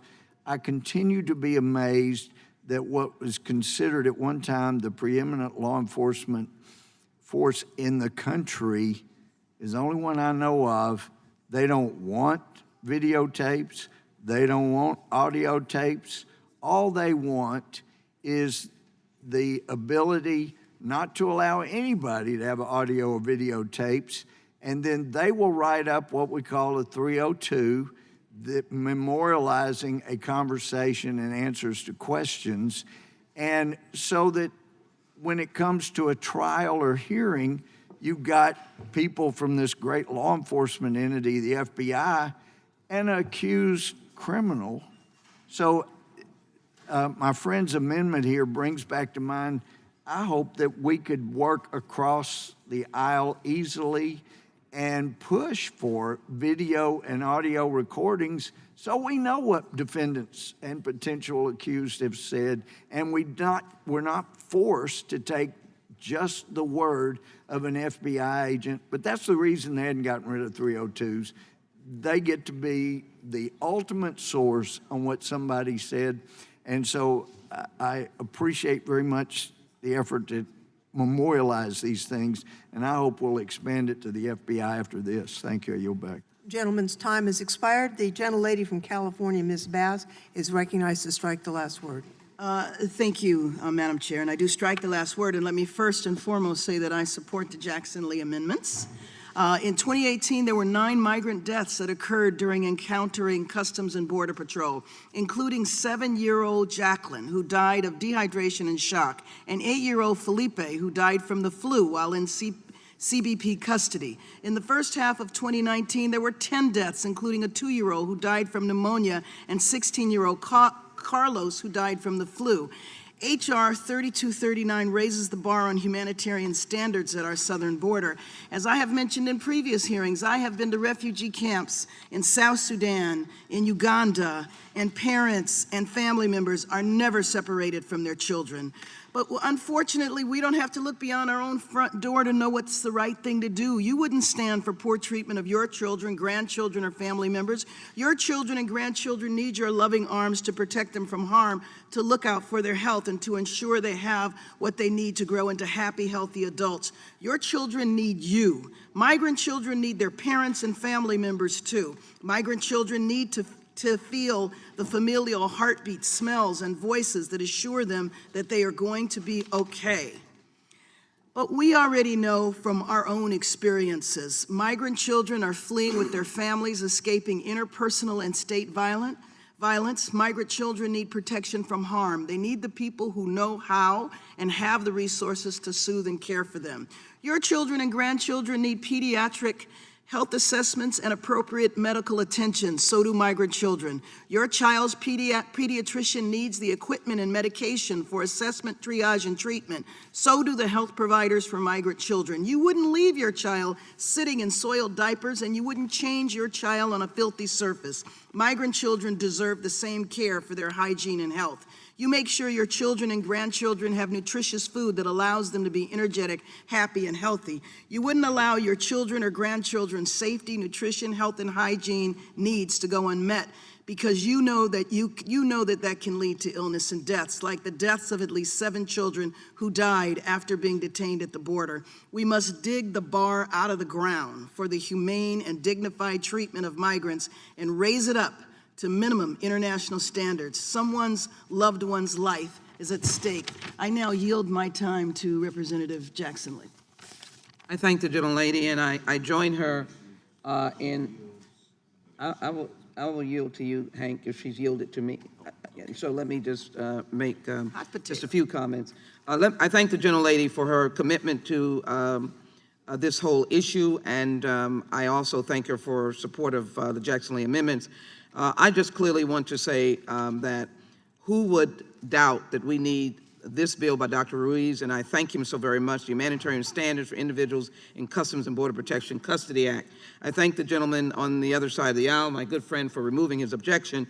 But I do think that we're now in the 21st century, and I believe, having served on Homeland Security now for almost going into 2 decades, the Department of Homeland Security, which is one of the largest agencies that we have, knowing the process of management in that office, I believe that there is the wherewithal and the tools that we're giving both in Judiciary and in Homeland Security, that the idea of Bill of Rights with the relevant indigenous language and other languages and the video to protect all parties is clearly going to be an added asset.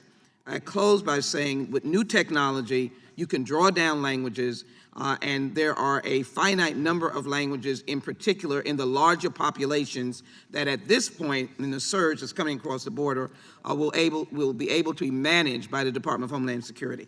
So I ask my colleagues to support the Jackson-Lee Amendment. I yield to the gentleman from Georgia. Thank you. I thank the gentlelady for yielding. I rise in support of the Jackson-Lee Amendment, the Detainee Bill of Rights.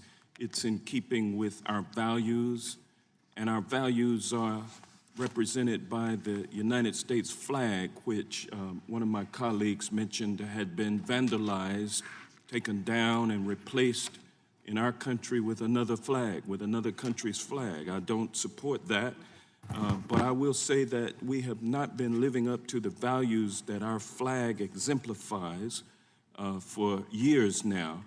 It is said that red represents the blood shed for liberty, white for equality, and blue for fraternity and brotherhood. Those are the values espoused by those colors, and we've not been living up to our true colors as a nation. And with that, I will yield back. The gentlelady's time expires. Does anyone else wish to be heard? Gentleman, North Dakota, move to strike the last word. the gentleman is recognized for 5 minutes. I don't necessarily disagree with the sentiment, and particularly from the video. A video doesn't do any good if it is not actually held for a period of time. My concern with this is, I mean, to get inherently pragmatic, is something that happens at all levels of government at all time. What's the remedy? We put something in place, but we're not even requiring the promulgation of rules. We're not, what is the enforcement? And I think that really, even when you have like employment bill of rights, there are actually remedies to what happens if you don't have that hanging in your workroom in your office. So my question is, what is the remedy?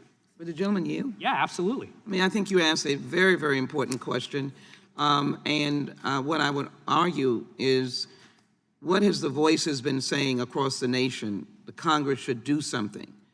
And I think what that means is that every committee has a component of oversight. I think the remedy is the congressional oversight in compliance with the laws that we passed and signed by the President of the United States. And that is in Homeland Security, and that is over here. And so we are today doing something collectively to deal with health standards and dealing with overall oversight of border conditions at Homeland Security right now as I speak.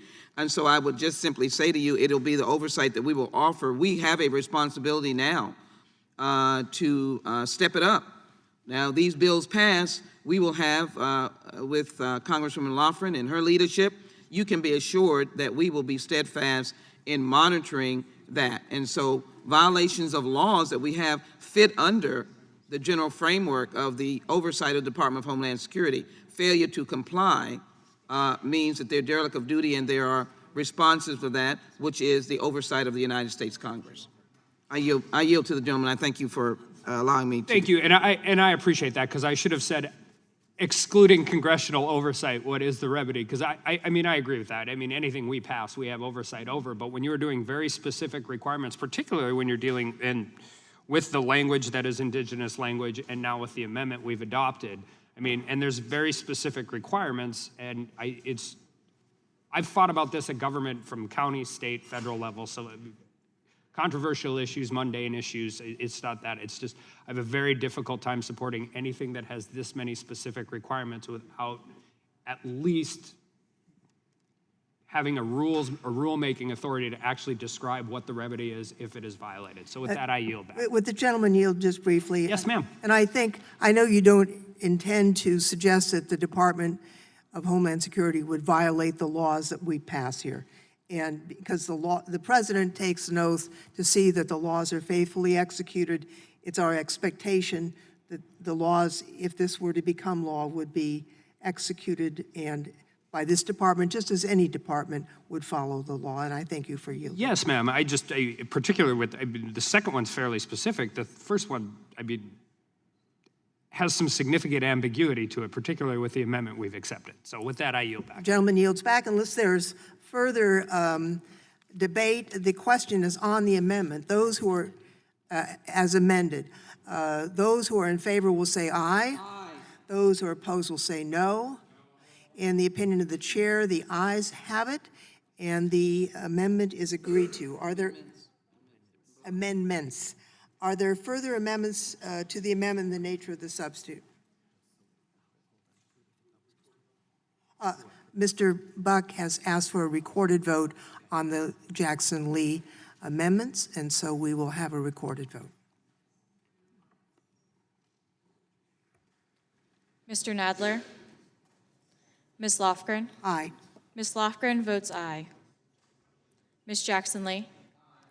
Ms. Jackson-Lee votes aye. Mr. Cohen? Mr. Cohen votes aye. Madam Chair, point of order. Which amendment are we voting on right now? The two en banc amendments. What if you wanted to vote for one and vote against the other? Well, I think it's procedurally too late to make a request to divide the question unless, I think, right now, there's one vote. I think we're too far in the proceedings to undo that, unfortunately. We could note in the record when you vote how your view, and we'll try and have that in the record.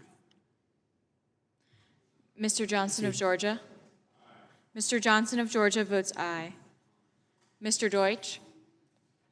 Ms. Bass? Mr. Richmond? Mr. Jeffries? Mr. Cicilline? Mr. Cicilline votes aye. Mr. Swalwell? Mr. Swalwell votes aye. Mr. Liu? Mr. Raskin? Mr. Raskin votes aye. Ms. Jayapal? Ms. Jayapal votes aye. Ms. Stemmings? Mr. Correa? Mr. Correa votes aye. Ms. Scanlon? Ms. Scanlon votes aye. Ms. Garcia? Aye. Ms. Garcia votes aye. Mr. Neguse? Aye. Mr. Neguse votes aye. Ms. McBath? Ms. McBath votes aye. Mr. Stanton? Aye. Mr. Stanton votes aye. Ms. Dean? Ms. Dean votes aye. Ms. Mucarsel-Powell? Ms. Mucarsel-Powell votes aye. Ms. Escobar? Aye. Ms. Escobar votes aye. Mr. Collins?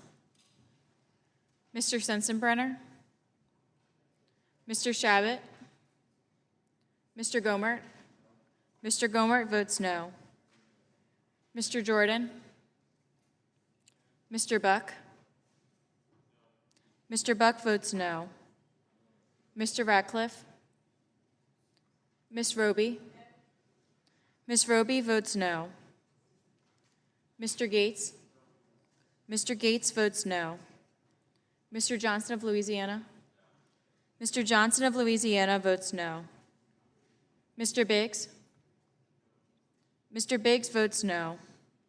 Mr. McClintock? Mr. McClintock votes no. Ms. Lesko? Mr. Reschenthaler? Mr. Reschenthaler votes no. Mr. Klein? Mr. Klein votes no. Mr. Armstrong? Mr. Armstrong votes no. Mr. Stube? Mr. Stube votes no. Clerk will the clerk will call the chairman's name. Mr. Nadler? Aye. Mr. Nadler votes aye. Gentleman from Georgia? Mr. Collins votes no. Gentleman from Pennsylvania? Pennsylvania. Gentleman from Florida? Any other members who wish to vote who haven't voted yet? The clerk will report the result.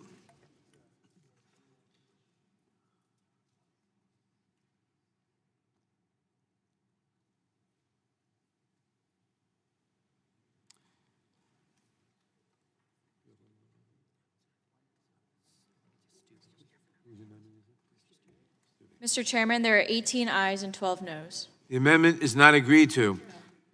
Oh, the amendment is agreed to, I'm sorry. The amendment is agreed to. The amendments are agreed to. The two amendments are agreed to. Mr. Chair, I move to strike the last word. For what purpose does the gentleman from Arizona seek recognition? Colorado seek recognition? We're way above Arizona, Mr. Chairman. At least north of it, at least north of it. I move to strike the last word. Gentleman is recognized. Mr. Chairman, I appreciate that. I just wanted to explain my vote. I agree with the gentlelady's amendment on the video monitoring equipment. I disagree with the gentlelady's amendment on the posting of the Bill of Rights including indigenous languages, because I think it would be unworkable. And so I voted no because I had to vote no on that second amendment involving the Bill of Rights. And I just wanted to clarify that. I appreciate the chair giving me that opportunity. And I yield back. Gentleman yields back. For what Mr. Chairman. purpose does the gentleman from Louisiana, strike last Louisiana word. seek recognition? I want to echo the comments of Mr. Bach. I agree that the video proposal was a good one, but the posting of the languages is unworkable to me, so I voted no for the same reason. I yield back. Gentleman yields back. For what purpose does a gentleman from Arizona seek recognition? Thank you, Mr. Chairman. I also just want to say I was hoping that those would have been divided. I probably should have been, I probably was asleep at the wheel. I should have made the motion, and so I apologize for that. But I do agree with the proposal regarding the video, retention of video records. I think that's very important. I do think the other, as I mentioned in my earlier statement, I think that's really unworkable, and so I would have voted yes on the video and no on the other, but I yield back. For what purpose does a gentleman from Florida seek recognition? I have an amendment at desk, Mr. Chairman. The clerk will report the amendment. I reserve. Gentlelady reserves a point of order. Amendment to the amendment in the nature of a substitute to H.R. 3239, offered by Mr. Stubbe of Florida. The gentleman is recognized to explain his amendment. Without objection, the amendment is considered as read. The gentleman is recognized to explain his amendment. Thank you, Mr. Chairman. This amendment is simple. First, it states that when the DHS Secretary makes a required report on plans for implementation under H.R. 3239, the Secretary also report the costs of implementation. And second, it delays the 6-month implementation requirement if Congress doesn't actually appropriate sufficient funds to carry out the requirements of this expensive bill. The requirements that H.R. 3239 would impose on CBP facilities are immensely burdensome and would create an unfunded mandate. Clearly, CBP was not consulted as to the feasibility or time frame for implementing this bill. That is clear because the bill itself requires DHS to report to Congress after 60 days the, quote, challenges of implementing its requirements. This is no way to legislate. We should worry about the feasibility now, not after we pass something that simply won't work. That is why this amendment would delay implementation unless Congress actually appropriates sufficient funds for CBP to meet the requirements of this bill. Under H.R. 3239, CBP will have to obtain, through hiring or contracting, numerous additional medical professionals and make updates to facilities to accommodate those professionals in their required activities. And it's not simply licensed medical professionals necessary to conduct comprehensive initial medical screenings. This bill directs CBP to have on-site, to the extent practical, at all CBP facilities where individuals are brought after apprehension, quote, licensed emergency care professionals, specialty physicians, including physicians specializing in pediatrics, family medicine, obstetrics, and gynecology, geriatric medicine, internal medicine, and infectious diseases, nurse practitioners, other nurses, physician's assistants, licensed social workers, mental health professionals, public health professionals, dietitians, interpreters, and chaperones. Let me just draw a parallel for you for a second. I represent a district that has a number of different VA facilities in them. At none of the VA facilities in my district are there any specialty physicians. So we're actually going to provide in this bill better health care to illegal immigrants breaking our laws than veterans who have served our country and are over 30% service-connected disabled who swore an oath to support and defend our Constitution. Let me let that sink in for you for a second. If somebody in my district goes to a VA medical facility, they have to get a referral to another facility for a specialty physicians because they're not at all the clinics. They have to go to a hospital for that. And that could take anywhere between 60 and 90 days based on the Mission Act that passed Congress last Congress.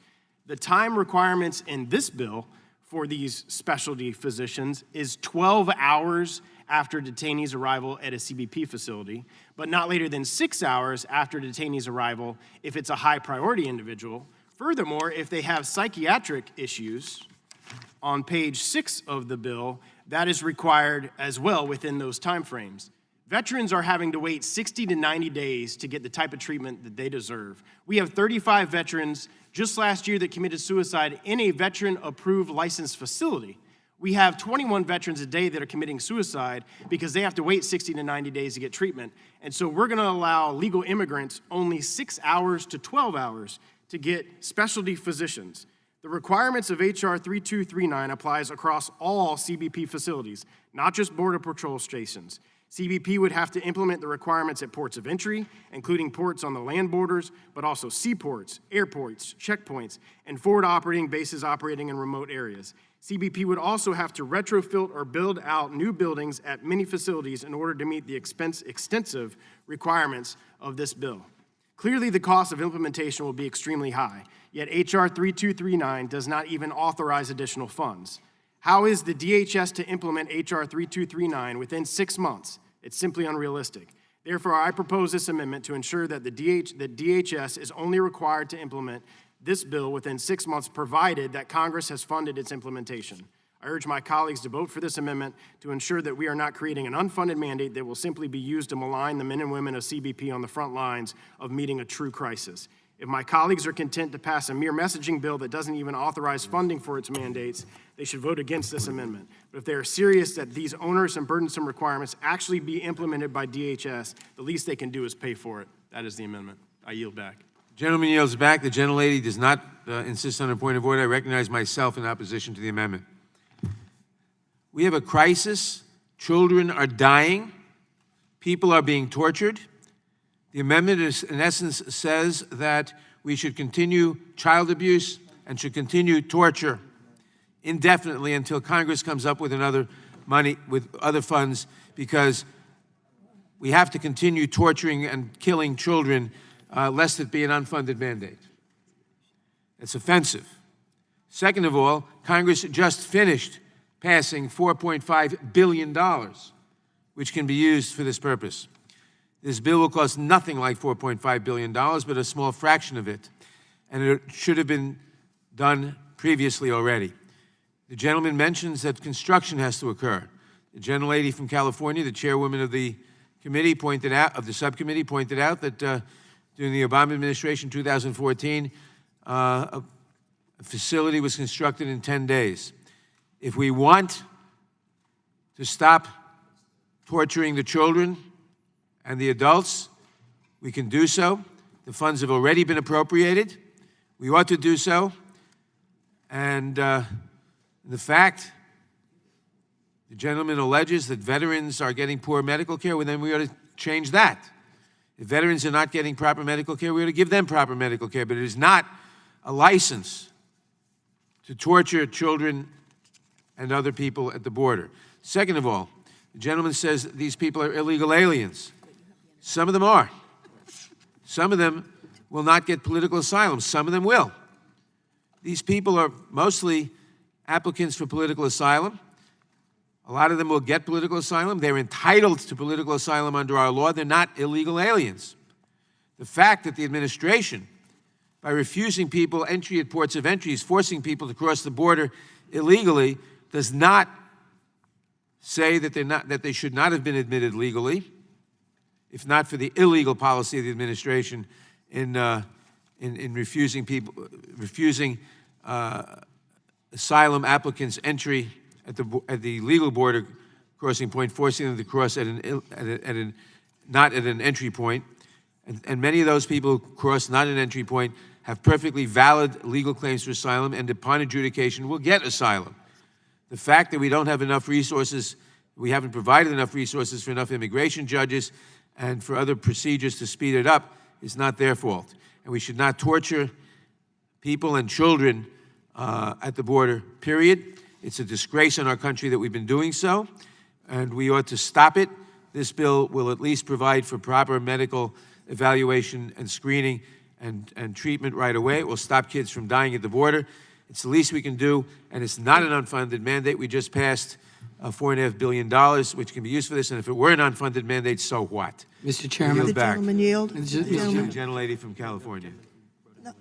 On the point, if I may, and I thank the gentleman for yielding, I think the gentleman from Florida has misread the proposal, and I do think it's important to clarify. There is, in the bill, an initial health screening that takes about 5 minutes. If in that screening there is an indication of a problem that requires follow-up care, the care should be followed up, but you don't have to hire these people. It can be a video assessment. It could be a telephone call. If somebody's had a heart attack, you don't have to have a cardiologist in every Border Patrol station. You call the hospital to get the care. So that's it's not in the bill that you have to hire all these people. You have to have the ability for follow-on care in the community, and it would be unreasonable to expect all of these specialty care physicians to be in every Border Patrol station. That's impossible, and it's not in the bill. And I thought it would be important to clarify that, and I thank the chairman for yielding. I yield to the gentleman from Rhode Island. Thank you, Mr. Chairman. I associate myself with your remarks, but I want to make one point. I take Mr. Stubbe at his word that he is intended for a good purpose, but this is a really problematic amendment because you essentially would have Congress pass laws and then have an agency decide whether they determine sufficient funds have been appropriated. That just can't be. We're responsible. If we don't appropriate enough money, we're responsible for that. But how would an agency, who would decide what is, quote, sufficient funds to carry out the requirements? You would have bureaucrats within the agency saying, we don't think you've given us enough. That's not on them, that's on us. And so we have the responsibility of passing laws, which this legislation does, and then we ought to work together to make sure we continue to appropriate money. But it would be a very dangerous practice if we let agencies of the executive branch decide on their own whether or not they've concluded they've gotten enough money to follow the law. That turns our democracy on its head. I know you don't intend that, but I urge folks to consider that and vote against the amendment. Thank you. My time has expired. Does anyone else seek recognition on this amendment? The gentlelady, for what purpose? The gentlelady from Texas. Move to strike the last word. Mr. Chairman, I too am opposed to this amendment, and certainly you have outlined the reasons that this bill is necessary because this is a humanitarian crisis at the border. We know that the systematic human rights abuses are occurring. We know that adults and children both are being kept in overcrowded facilities, are hungry, neglected, and most importantly, some of them are being exposed to some environmental issues that would create even more health hazards. However, I don't think, I cannot agree with him that this isn't a funded mandate. Just as you pointed out, there's been ample supplementals already appropriated to address many of these issues, but it's the policies and the choices that are being made by this administration in implementing that are making these issues even worse. And to his remarks about veterans, I totally agree with him. We should be doing more for veterans, particularly in healthcare, particularly in VA hospitals everywhere, including in Houston. But I think what's even more horrifying is that veterans are being deported. I think that's a real issue. So for me, I am against this amendment. I am for this bill. I'm a co-sponsor, and I think that our American values, our conscience, our Constitution, our humanity demands that we pass this bill and oppose this amendment. Would the gentlelady yield? Yes, I would. Thank you. I thank my colleague, Representative Garcia, for reminding us of what's important to think about as we reject this amendment. There's something else that I would like for us to think about in evaluating this amendment. It's not just children and families in our custody who are getting sick, but we have Border Patrol agents who are also getting sick. And they're getting sick because we have not improved the standards for these facilities. And so I just spoke with some folks representing the Border Patrol. We had this very conversation. I've spoken with agents throughout my district in the El Paso sector who are worried about the conditions in their stations. This is absolutely about migrants in our care. It is also absolutely about Border Patrol agents employed by our government. And so I would urge my colleagues to reject this amendment. And I would like to make just one last point. Family separation has come with a terrible financial cost as well as a terrible moral cost. I don't remember anybody who supported family separation asking for a cost estimate before it was implemented. The Migrant Protection Protocol program, not just a moral cost, there's a financial cost. These are policies implemented by an administration that wants to deter migrants, and that is costing our government money. And I would like to see the same kind of emphasis placed on accountability over those terrible policies the same kind of emphasis on that I see being placed on trying to create standards that provide better health care and an environment for agents and migrants. I yield back.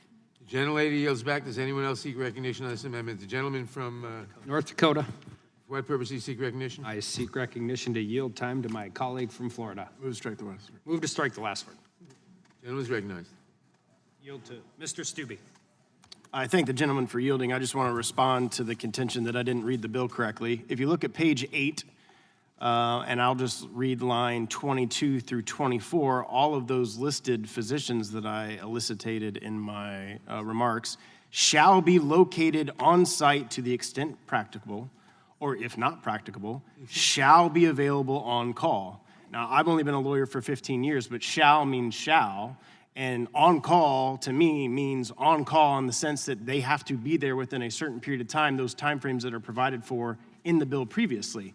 Those are, such as, starting at line 15, licensed emergency care professionals, specialty physicians, including physicians that specialize in pediatrics, family medicine, obstetrics, gynecology, geriatric medicine, internal medicine, and infectious disease, nurse practitioners, other nurses, physician's assistants, licensed social workers, mental health professionals, public health professionals, dietitians, interpreters, and chaperones shall be located on site to the extent practicable, or, if not practicable, shall be available on call.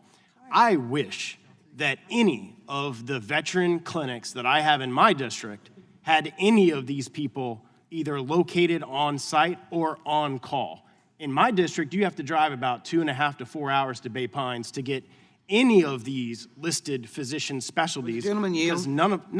Because none of them are available to any of the veterans in my district. So we are going to treat illegal immigrants who come to our country with better health care than is available in my district in 9 counties in the state of Florida to veterans who have served our country, who have raised their right hand and sworn oath to our Constitution, who have served in combat, who are more than 30% service-connected disabled, and have the ability to get VA care. The gentleman yield? No, I will not yield. I have 3 minutes. Clarification? He's not yielding. For edification? This is my time, and I am speaking.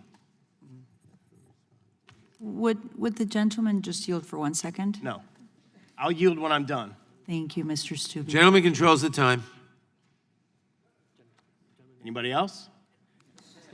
Just waiting, because I've got 2:40. The gentleman may proceed. His time is running. I know it's running, and you've interrupted me 4 times now. So as I was saying, we are going to provide all of these special health care providers to every single CBP location in the entire United States to illegal immigrants who are illegally coming into our country, yet we are not going to provide the same level of health care to veterans who have served our country. I would think that general Americans, most Americans, regardless of your political affiliation, would have a little bit of a problem with that. Not to mention the basis of this amendment, how much is this going to cost? How much is this going to cost for CBP to be able to implement this bill? Because I know the Veterans Affairs budget from 2016 to today has gone up by $100 billion, and they can't even provide specialty providers at the clinics located, at least in my district. Now, I can't speak for everybody's district, but in my district. So I think most Americans would be very troubled by the fact that we are going to provide health care with all of these specialties and psychiatric care. 21 veterans a day are committing suicide. 35 veterans committed suicide last year in our veteran clinics. Veterans in my district have told me that they have called Veterans Affairs for psychiatric treatment, which this bill requires you to do it within 6 hours to 12 hours upon a detainee getting into a facility, and have to wait right now. And you can go to the oversight committee that I spoke exactly on this issue 2 weeks ago. Veterans are on a waiting list for psychiatric treatment at Bay Pines Hospital, 60 to 90 days to get the psychiatric care that they deserve. 60 to 90 days. These are veterans who have reached out to the VA saying they have psychiatric problems and they need help. They have to wait 60 to 90 days. Well, if you're an illegal immigrant, you can just come to any CBP facility and you can get psychological treatment within 12 hours or within 6 hours. How is that? I can't see a single American in our country, regardless of your political affiliation, that thinks that is appropriate care to give to our veterans and compared to the type of care that the Democratic majority wants to give to our illegal immigrants who are illegally crossing into our country. And with that, I yield back to the chair. I move to strike the last word. The gentlelady from California is recognized. I assume the goodwill of all of my colleagues and that the gentleman from Florida believes what he has just said. However, I think it's important that we clarify that it is incorrect. The bill as written and clarified by the manager's amendment really goes an initial health screening that takes about 5 minutes, basically to determine whether the person is in physical distress. If there is a need for follow-on medical care, that should be provided, and that can be a phone call under the bill. It could be a video. If you've got a kid covered with a rash, you could take a photograph of that rash and email it to a doctor, and that would comply with this section of the bill to see whether it's a contagious disease or not. If you're having a heart attack, you don't have to have a heart doctor at every station. You have to have the ability to call a hospital to find out what to do or to call an ambulance. I would hope, hearing about the remote nature of some of the gentlemen from Florida's constituents, that if those veterans are having a heart attack, that they can call somebody and get an ambulance to come take them and take care of them. I would hope that that would be the case. And if it's not the case, I would be happy to work with the gentleman to make sure that it is the case, because all Americans deserve a minimum level of medical care so that they can have a happy life. It is not the case that this bill provides a higher level of medical care to asylees than is provided to veterans. It's simply not the case. And I want to make sure that that message does not go out. We have had 7 children die in our custody in the last few years. That's really an appalling number. In the last 10 years, we didn't have any children die in our custody. We need to do a better job of making sure that more children don't die in our custody. And I know that all of us agree on that. We don't want babies to die in a cell because they've been neglected. That has happened. And so, it doesn't mean that we have a pediatrician in every CBP office, but if you've got an infant that's in distress, you have to have the capacity to call and get some attention for that child. And that is not happening right now. That's not happening. So we really actually shouldn't even have to do this bill. A lot of this is common sense, but the Border Patrol agents have been overwhelmed by the numbers, and I think that overwhelming has been a mandate. I don't blame the CBP officers. I think they're, for the most part, good people and trying to do their best. It's a management decision that has caused this problem, where we've piled people up on these Border Patrol stations while there's space in the ICE detention facilities, there's space in the ORR facilities, and the department declined to do what was obvious and has been done in the past, to create excess capacity, which you can do in under 2 weeks. So, we need to intervene as a Congress on this situation, because we don't want the deaths of these children on our hands. None of us do, whether we agree or disagree on overall issues of asylum law or the like. 100% of us don't want children to die in CBP custody. So I think it's important that we clarify this. This is not a requirement for fully staffed clinics at CBP offices.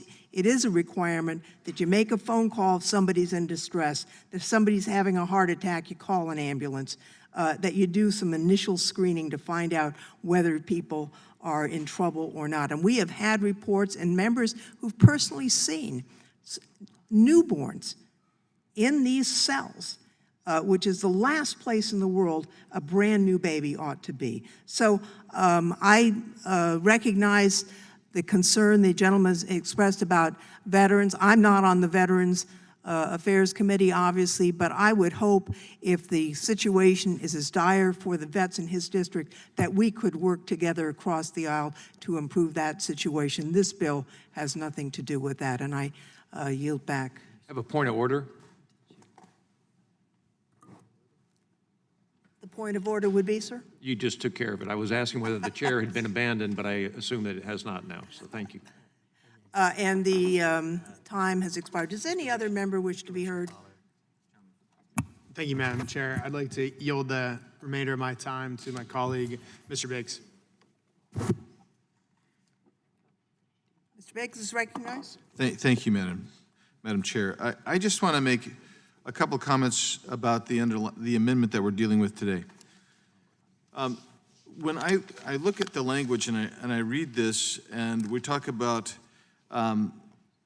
people, the location to which detainees are first transported after an initial encounter with an agent or officer of CBP. Now, I want you to understand what this may mean. That some of these territories are vast.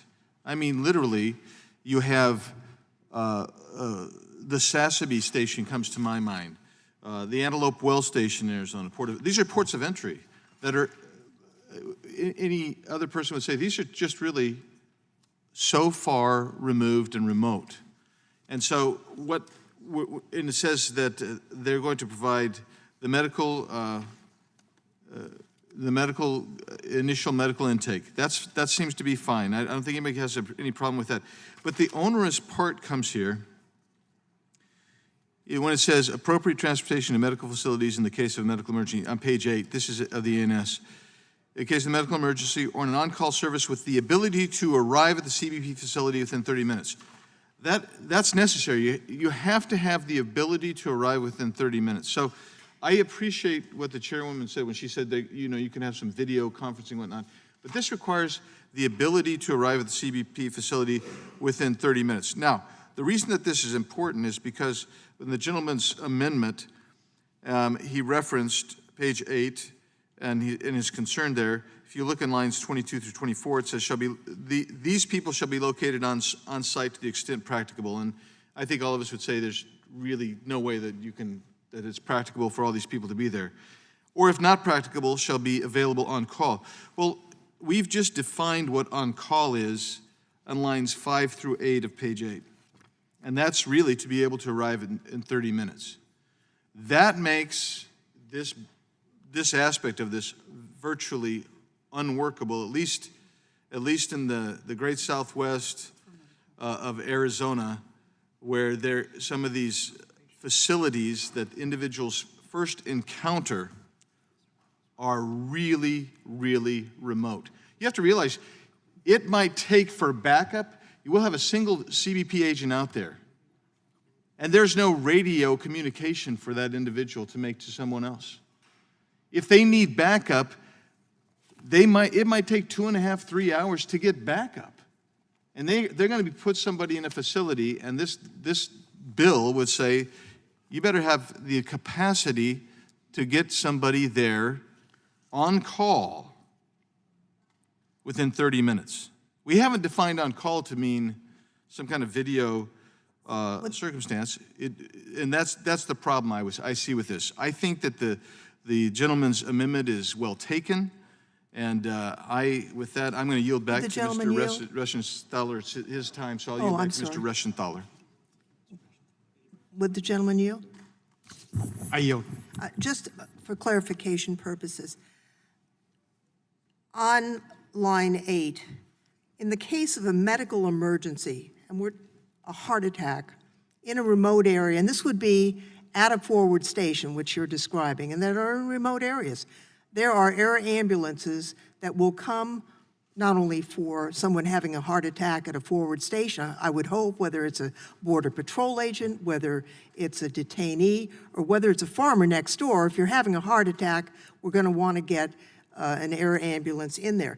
That's distinct from further down the page, which is not limited to medical emergencies, shall be available on call. And on call can be a telephone call, it could be a visit. The two are not linked. Ma'am, I'd like to yield more And time. I to yield Mr. back to Biggs. the gentleman.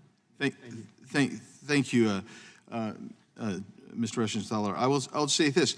The problem that you have with that explanation is that on line 6, medical emergency is set apart distinctly from any kind of on-call service with the ability to arrive at the CBP facility within 30 minutes.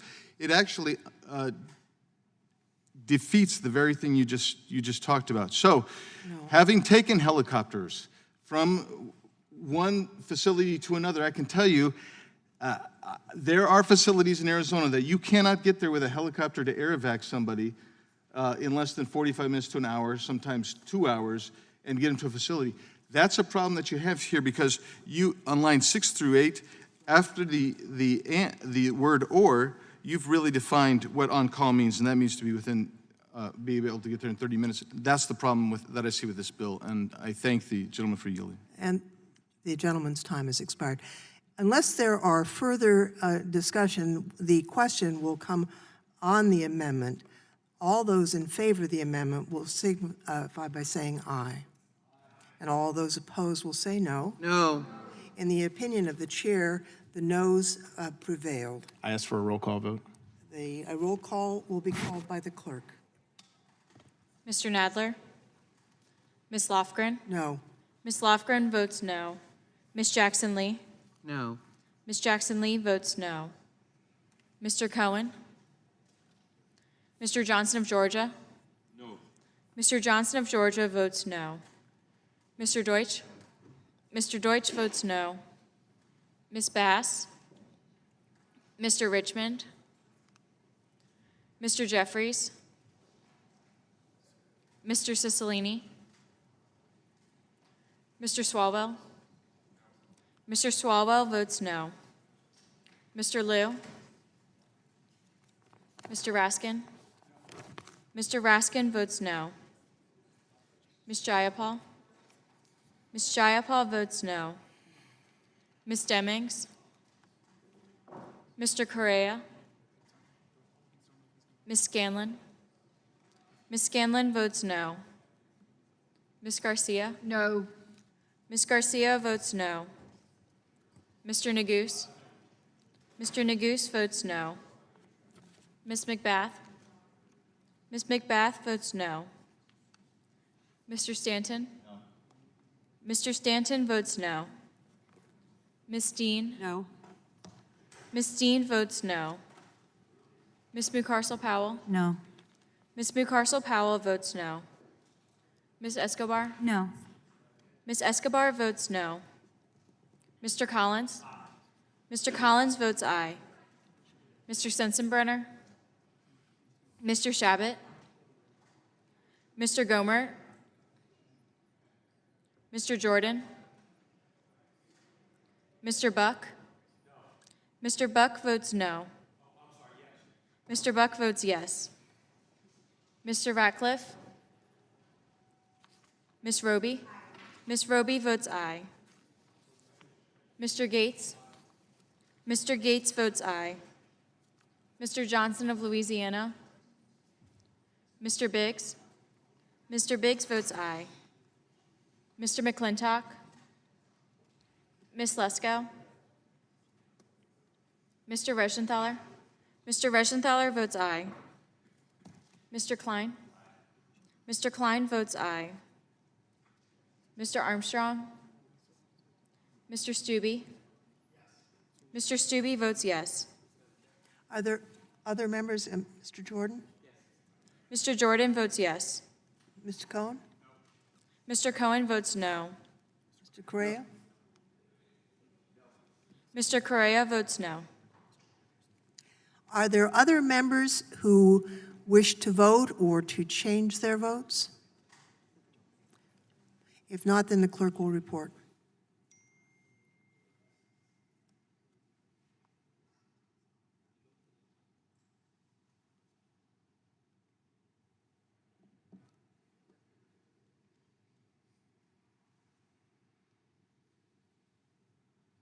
Madam Chair, there are 9 ayes and 17 noes. And the amendment is not agreed to. Are there further amendments? Madam Chair, Gentleman from Florida is recognized. I have an amendment at the desk. I reserve a point of order, and the clerk will distribute the amendment. Amendment to the amendment in the nature of a substitute to H.R. 3239, offered by Mr. Gates of Florida.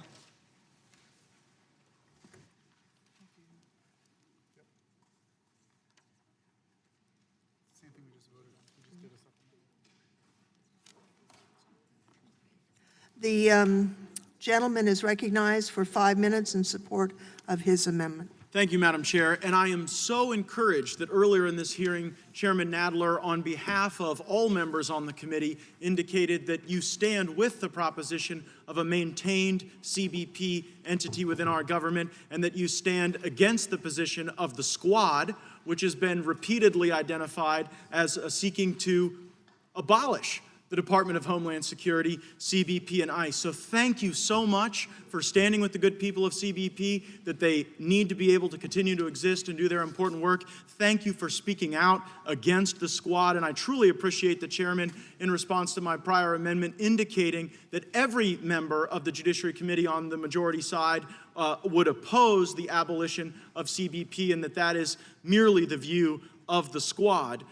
This amendment, I think, builds on that opportunity for consensus by expressing that the sense of Congress is that the legislation requires additional resources for CBP to engage in the activities that the majority seeks to delineate in the bill, and thus, in order to ensure that CBP is able to execute on what the majority seeks, it is merely the sense of Congress that there is supplemental appropriation necessary. I would caution my majority members, please don't fall into the trap that your own whip, Mr. Clyburn, fell into by not recognizing the need for supplemental appropriation. I'll remind you again that it was January 9th of this very year where Mr. Clyburn was asked whether or not there was a humanitarian crisis on the border. And his response was jovial laughter and then the assertion that there absolutely was not a crisis. It is my expectation that because you refuse to fix our asylum laws, you refuse to enhance physical structures and barriers on the border, you refuse to engage in solving the root problems of this mass movement of people illegally frequently into our country, that at least you would join us in expressing the sense of Congress that CBP would require supplemental funding. It is my prediction that months from now, we will still be in the same place. We will still have tens of thousands of people every few weeks that are illegally entering our country. And so please don't vote against this and then later come back and say that it was really Democrats all along that understood the crisis and that understood the need for this important supplemental funding for CBP. The folks at CBP, I've spent time with them. I've gone to the border. I know many of my colleagues in the majority and in the minority have done the same. They are truly besieged with a crisis that they are not equipped to handle. And I appreciate that while I disagree with some of the assumptions in the underlying legislation, at least the majority is working to try to acknowledge the crisis. At least the majority isn't taking the same position that Mr. Clyburn took, which is laughing at the notion of a crisis, but acknowledging it is not enough. We actually have to ensure that we have the resources available. And so this will be a moment in time. Did you agree that we need to continue to fund CBP, or is there going to be regression from the standard that the chairman expressed earlier, and are you going to regress more to the positions of the squad in demonizing the great people who work at Homeland Security, ICE, and Border Patrol? Join us, stand with them, and recognize the need for additional funding to deal with this crisis, or face the extreme high likelihood that you will have to be fed back your own words and your own actions yet again in this committee, as my good friend, my colleague from the gentleman from Georgia, Mr. Johnson, said were psychological operations at our last committee hearing, because we simply wanted to refresh the words of the majority's own leadership to them. I hope you'll join me in the amendment. Will the gentleman yield? I will. I don't underestimate the gentleman's passion for his commitment, as we all have on this side of the aisle, for the right kind of care at the border and the right kind of funding. I will remind the gentleman that we just appropriated $4.6 billion. That is added on to the normal appropriations for DHS. But let me, as a friend, take issue with the fact of mention of members who are not in this room. I take issue with the laughter alleged by Whip Clyburn. I don't have I'm any. going to reclaim my I don't have any time for my facts, remaining few and seconds. take issue. I'm sorry, madam. I'm sorry. I with control the the time. use of the word I control the quad. time. I don't know I what would the like my word time quad restored means. because I I control yield the back to time. the gentleman. Thank It you. is the gentleman's time, and he has 5 seconds restored. It was not an allegation of laughter. It was playing the gentleman's own laughter. And so, like, you guys can't laugh at our claims of a crisis, and then when you're fed back the laughter, Gentleman's time assert has that it wasn't expired. laughter. The gentleman's time has belies logic. I yield back. The gentleman's, and I recognize myself in opposition to the amendment.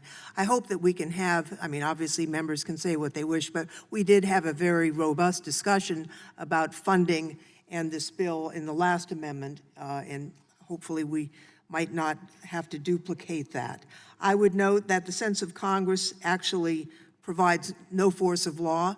As the gentlelady from Texas has just pointed out, we have just allocated an additional over $4.5 billion in the supplemental appropriations. We are working right now in the Appropriations Committee on the appropriations for next fiscal year, and I'm sure that our colleagues on both sides of the aisle will do an excellent job in fomenting that appropriations bill. So unless there are further comments on this amendment, we may vote on it.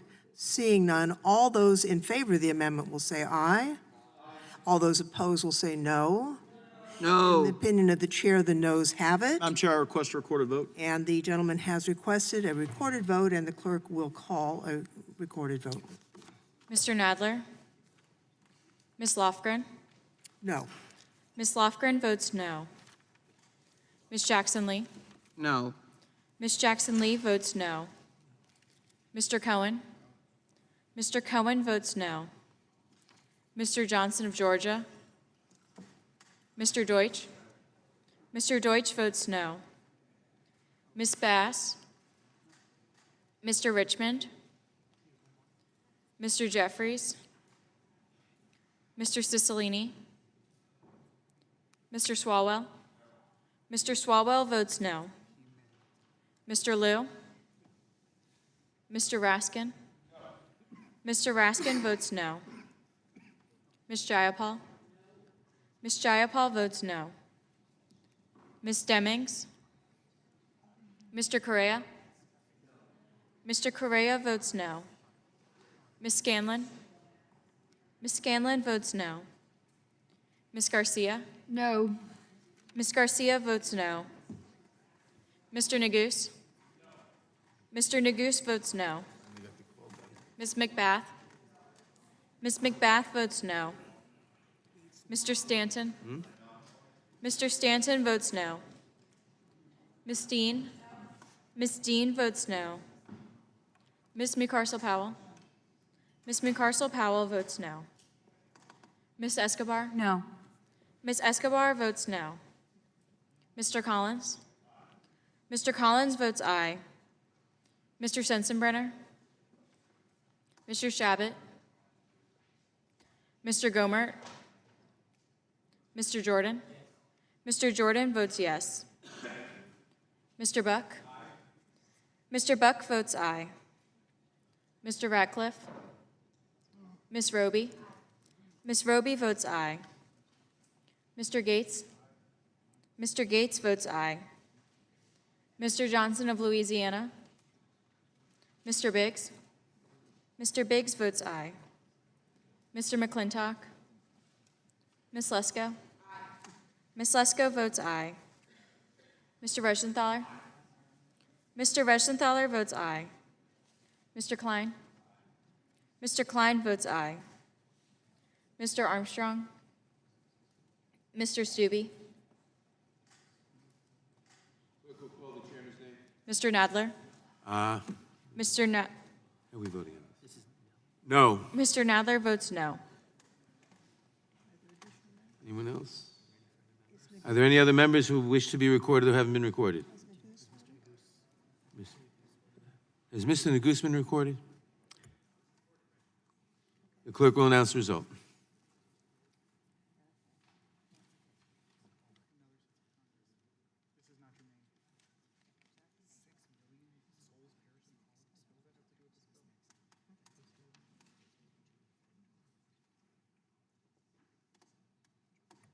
Mr. Chairman, there are 9 ayes and 17 noes. The amendment is not agreed to. Are there any further amendments on the amendment in the nature of a substitute? Mr. Chairman, For what purpose does the gentleman from Florida seek recognition? I have an amendment at the desk. I reserve a point of order. The clerk will report the amendment. Amendment to the amendment in the nature of a substitute to H.R. 3239, offered by Mr. Gates of Florida. The, does the gentlelady insist on a point of order? No, wait a minute. The gentleman will explain, was recognized to explain his amendment. Mr. Chairman, I'd like the amendment read. We've already had unanimous consent not to read the I amendment. don't recall that unanimous consent. Without objection. I the object. Clerk will read the amendment.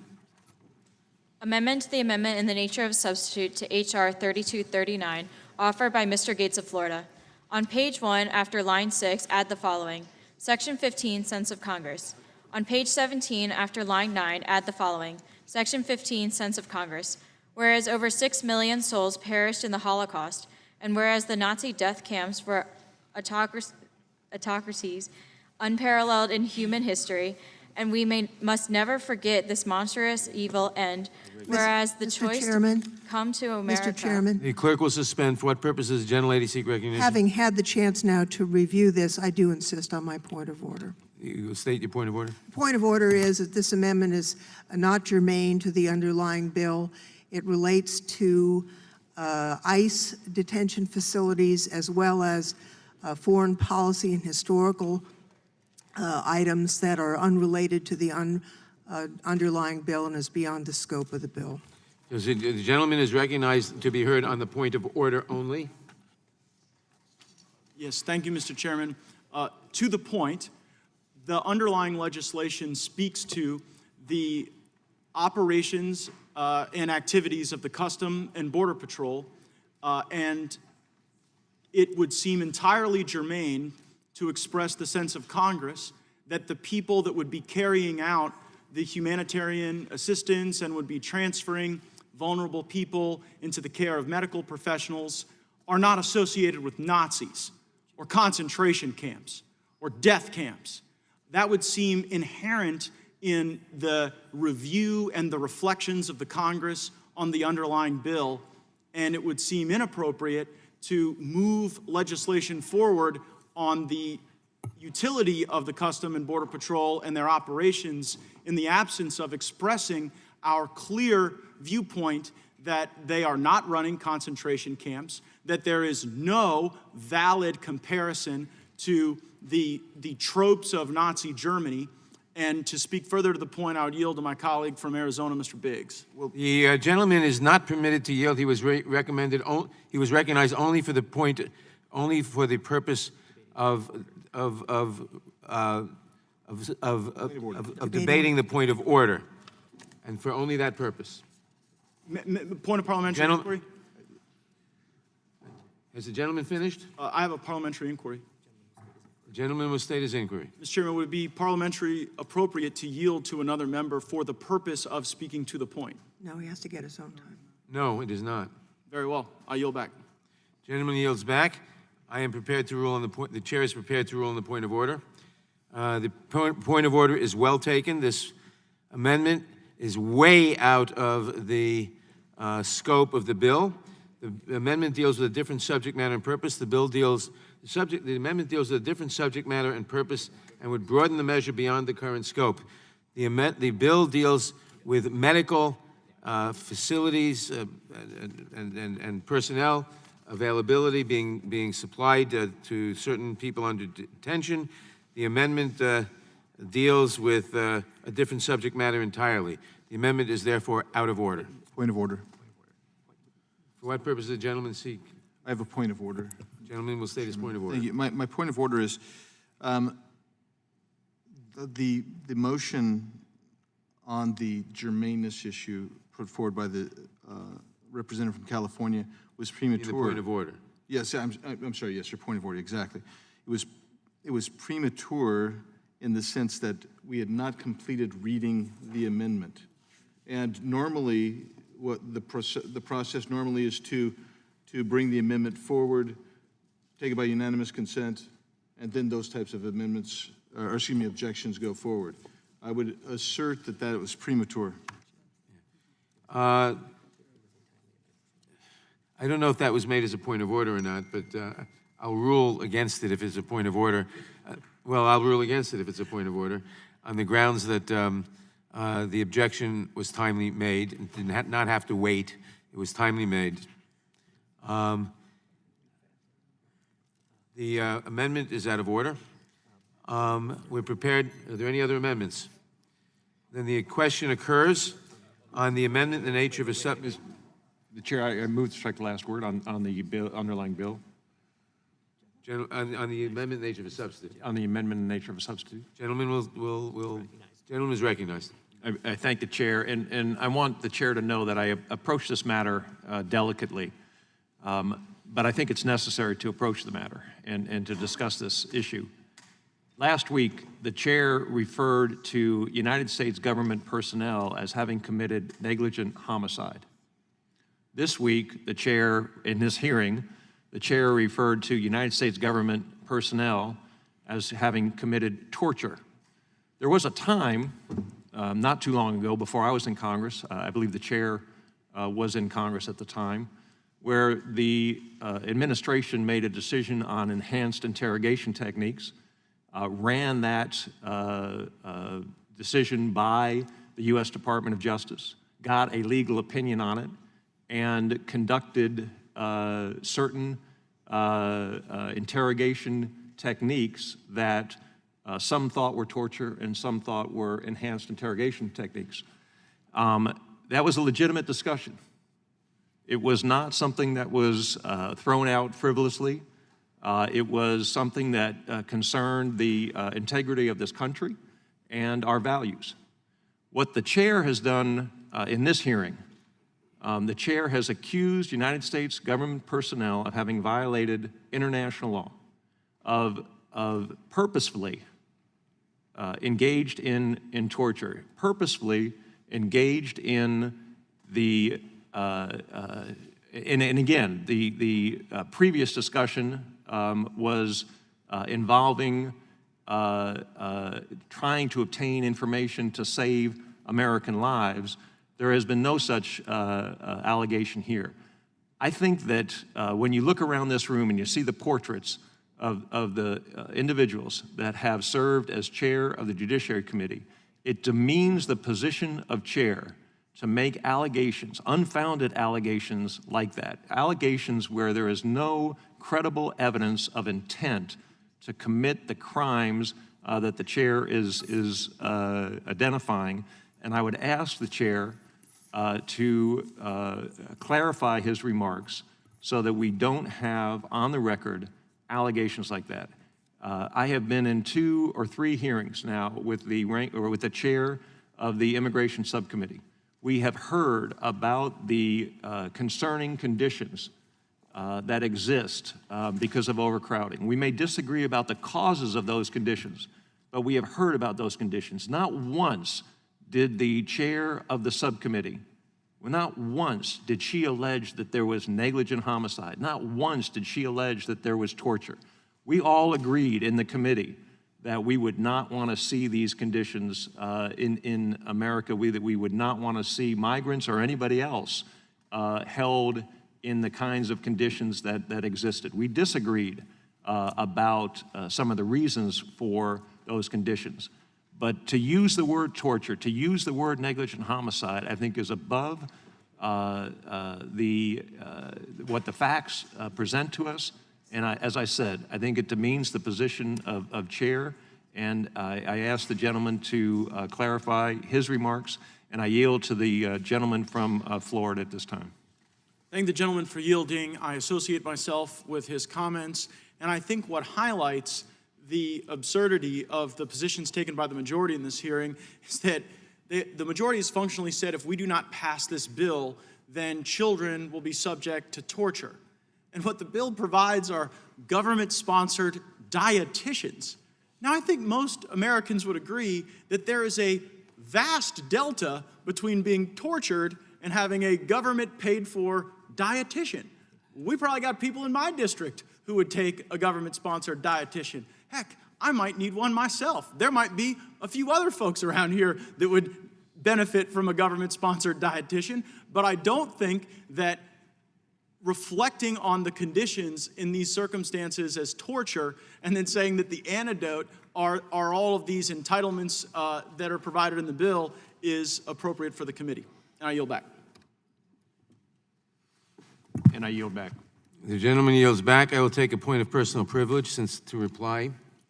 I did not intend intent on the part to imply intent on the part of CBP officials, perhaps on the part of the Trump administration. But I think that the conditions we've seen, the conditions that have been documented, the conditions that have been denied by the administration, by the Vice President, are indeed torture. We've seen children die. We haven't seen a child die in custody for many, many years, but we've seen 10 or 7 die in the last few months this year. I think that's negligent homicide. I do not take those comments back. I do not attribute to them to ill will, except perhaps on the part of the administration and the higher-ups. And I think the facts speak for themselves, and this is not the time to debate them. There are no further amendments. The question occurs on the amendment. The nature of a substitute is Move to amendment. strike the last word. The question occurs on the Move nature. to strike the last word. All right. The gentleman is recognized. I was going to hold off here until your explanation. And again, I think the gentleman from Colorado was very forthright and then we continue on into not saying that they're not appropriate. And I think he made a very valid point that in the immigration subcommittee hearings, which have been, and the gentlelady has done, we've not had these inflammatory words. We need to solve this problem. I agree with you. It needs to be solved. But saying negligent, I mean, we're not even taking into account, when you say that, there's nothing on the other side. There's nothing to say that unfortunately, that some who have passed away came to the border and crossed over in very delicate medical situation to start with. I mean, and then given the best treatment that they could have at the time. I think the interesting issue here is that, Mr. Chairman, please understand, both sides want to try and solve this issue. What is amazing to me again today, and I stated in my opening statement, is this doesn't solve the underlying problem. We're putting a Band-Aid on the symptom, and yet we're using inflammatory language to make it seem worse and to make our side seem as if we don't care. Please take that into consideration when you make comments such as those, when you're implying the work of the officers who try to get up every day, who many, as I've talked to, who are struggling with this, whose marriages are falling apart because they're working 20 and 24 hours and 6 and 7 days a week. I feel for them just as much as I feel for the immigrants and migrants coming, but we're not solving the issue. And I think it was expressed on your side today very beautifully. We need to find a solution to this because we need to make sure that the incentives are not there to come across, but when they get here, treat them humanely. I'll get that. I subscribe to that and want to see that happen. Unfortunately, what this will do is not doing that. But also, Mr. Chairman, when we understand this, your language matters. And by saying negligent homicide, by saying the issue of torture, you're implying, and the implication is if we don't agree with you, then that's what we're doing. And that's just wrong, Mr. Chairman. And that's something we can talk about. It's something we can have a discussion about when we actually bring bills to this floor that actually go to the root of the problem at the border that has been expressed from the Obama administration through the Trump administration. Would the gentleman yield? And I'm not. Not right now. I appreciate it. But I want to try and find this situation. And we can have our differences in how we say it. We're just saying, and I think that's what the gentleman, the ranking member on the subcommittee for immigration is saying, is just being mindful of what we're saying. There can be any number of areas that we can be serious about this without having language that is simply inflammatory and doesn't help us get any closer to solving this problem. One last, as it was said before, extraneous comments about the nature of our amendments and our discussions is not helpful. I may think that most do. We've had both times, and I remember in the previous Congress thinking that we all do things. We strike the last word. Mr. Raskin, we've been on this committee several years. We do strike the last word, and sometimes I may think it's a waste of time. You may think it's a waste of time, but that's our job. We get to do that. It's part of the rules. So inherently if you want to strike 5 minutes and then just say why it's a bad idea, that's fine. But just simply adding extraneous comments about it's a waste of time or anything like that is not helpful to the debate process. With this, I'm not sure who has it. Ms. Escobar, I'll be happy to yield to you. Thank you. I would like for us to focus on, again, on the solutions, just as you said, Mr. Collins. The focusing on 4 women of color and repeatedly bringing up amendments and trying to incite stuff, that's not helpful either. Using language in this amendment saying that migrants can, quote, choose to go back to their home countries, sounds a lot like language we just talked about yesterday on the House floor in a resolution. Yes, words matter. Yes, we all want to do right by our agents, by the migrants. Let's focus on that, and let's encourage, if there are amendments, let's let the amendments focus on solutions, please. Thank you. Thank you, and are you reclaiming my time? But I do think that the gentlelady would agree with me that nothing that we have brought forth in this committee this year under the immigration actually addresses the loopholes that have been discussed from the Obama administration through the Trump administration. And those are the kind of things that this may, in your opinion, and we can disagree on this, bill does help from your side. I'm not sure it does. But we're also not addressing the underlying problem. And I think the language that I spoke of, which transcends this hearing, is what needed to be discussed here. I appreciate your concern. We'll take that in, and I would love to have this discussion further in this hearing on actual markup. With that, I yield back. Move to strike the last word. Who seeks recognition? Gentleman from Arizona. Thank you, Mr. Chairman. I move to strike the last word. Gentleman from Arizona is recognized. Thank you. I just want to make a few comments about the A&S that we're considering now. I do think it's problematic. I think that the intentions are important and they're good. I will tell you, I remember standing on the floor months ago, many months ago, after seeing the massive surge at the Yuma facility, where it was designed for 250 people to be held for no more than 12 hours. Short-term, it's not even a detention facility, it's a holding facility meant to process people. And as we went, I came back and said, these are inhumane conditions. I told the facility coordinator, the area chief, I told them all. They're inhumane. I don't think there's anybody here that doesn't say we've got a massive problem in some of these facilities. I do think that inflammatory language is not good, is not helpful, even though I understand the desire to vent on that. But I will say that people respond to incentives, and preserving incentives, which is what this bill does. It preserves and actually expands some incentives. It's going to actually increase the problem that we have in our facilities, and that's part of the problem that I have with this.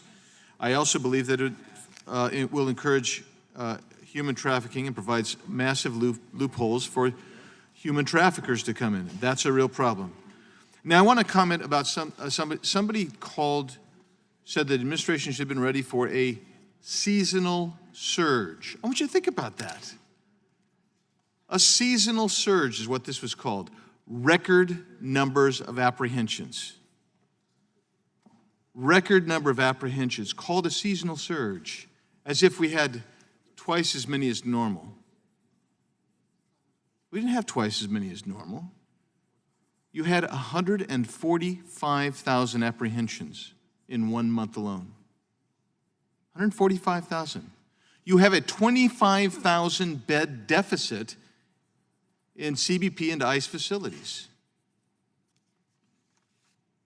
That isn't a seasonal surge.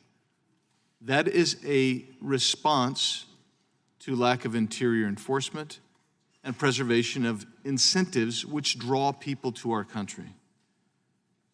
That is what's critical here. And this bill will continue to do the same. We don't define who a family member is. We don't define what an adult relative is. And then I'm looking at page 3 of the ANS.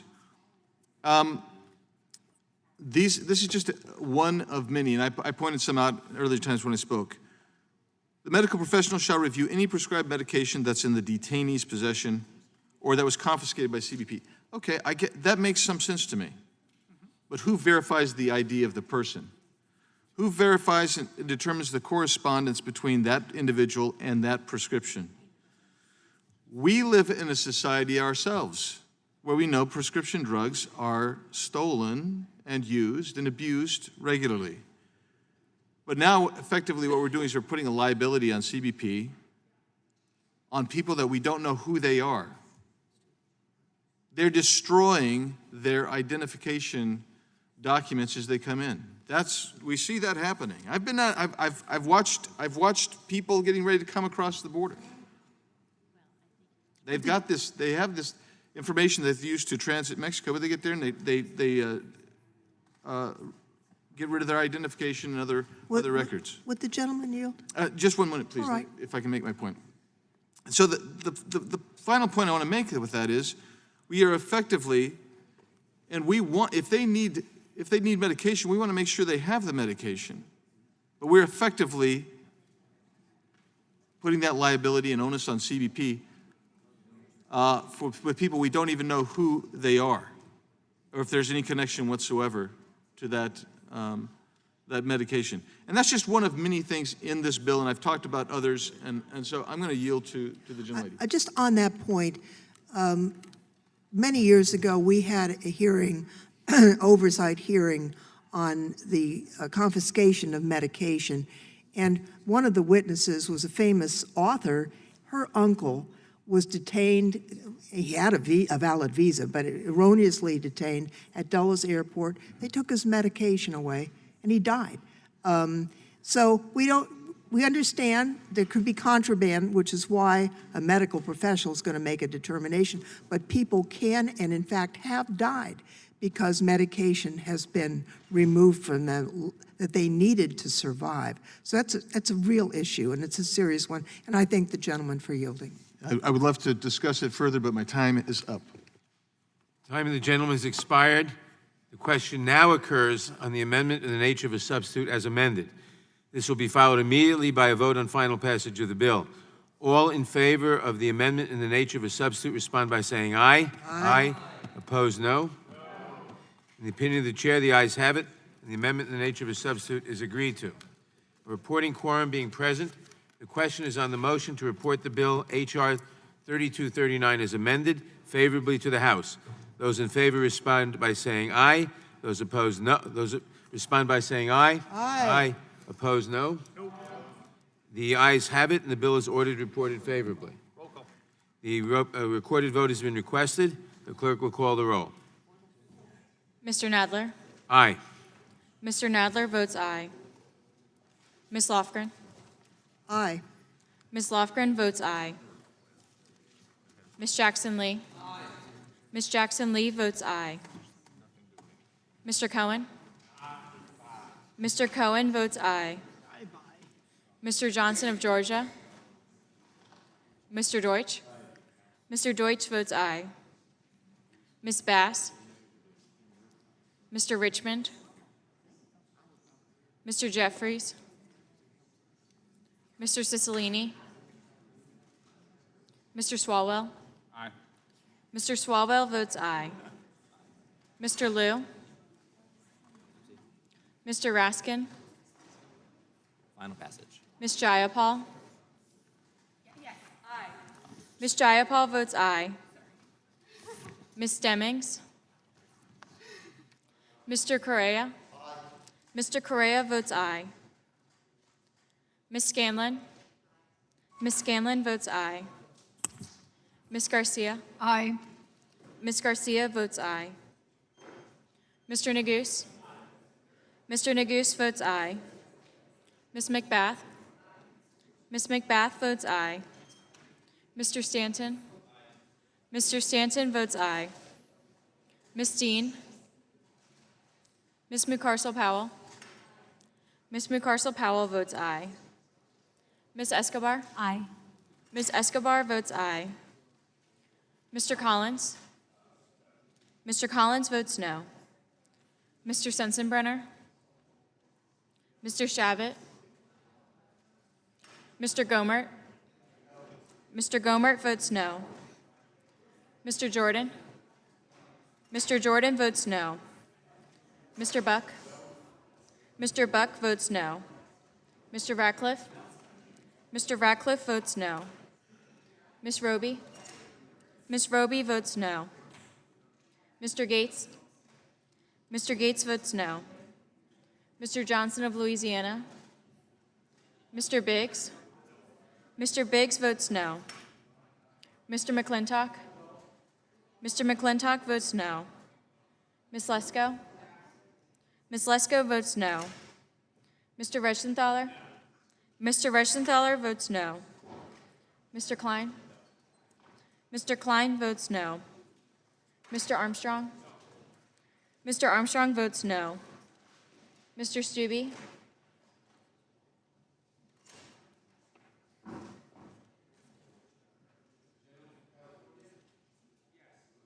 Mr. Liu votes yes.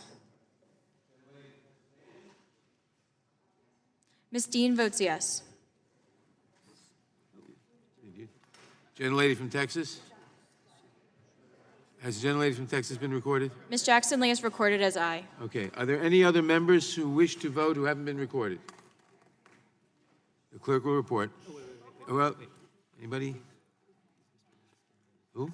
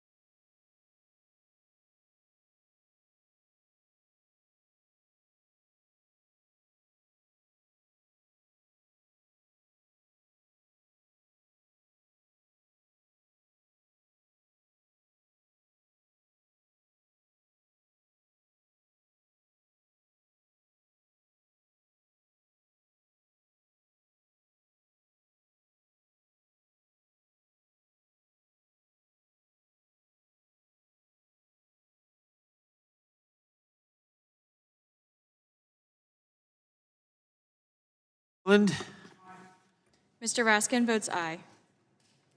Has everyone voted who wishes to vote? The clerk will report.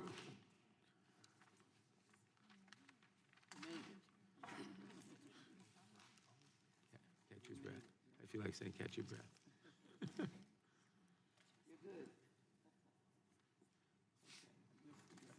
Yeah, we're finished. Mr. Chairman, there are 18 ayes and 13 noes. The bill is reported. I have a page somewhere. Same thing. The bill is reported favorably to the House. Members will have 2 days to submit views. The bill will be reported as a single amendment in the nature of a substitute, incorporating all adopted amendments. And without objection, staff is authorized to make technical and conforming changes. This concludes our business for today. Thanks to all our members for attending. The markup is adjourned.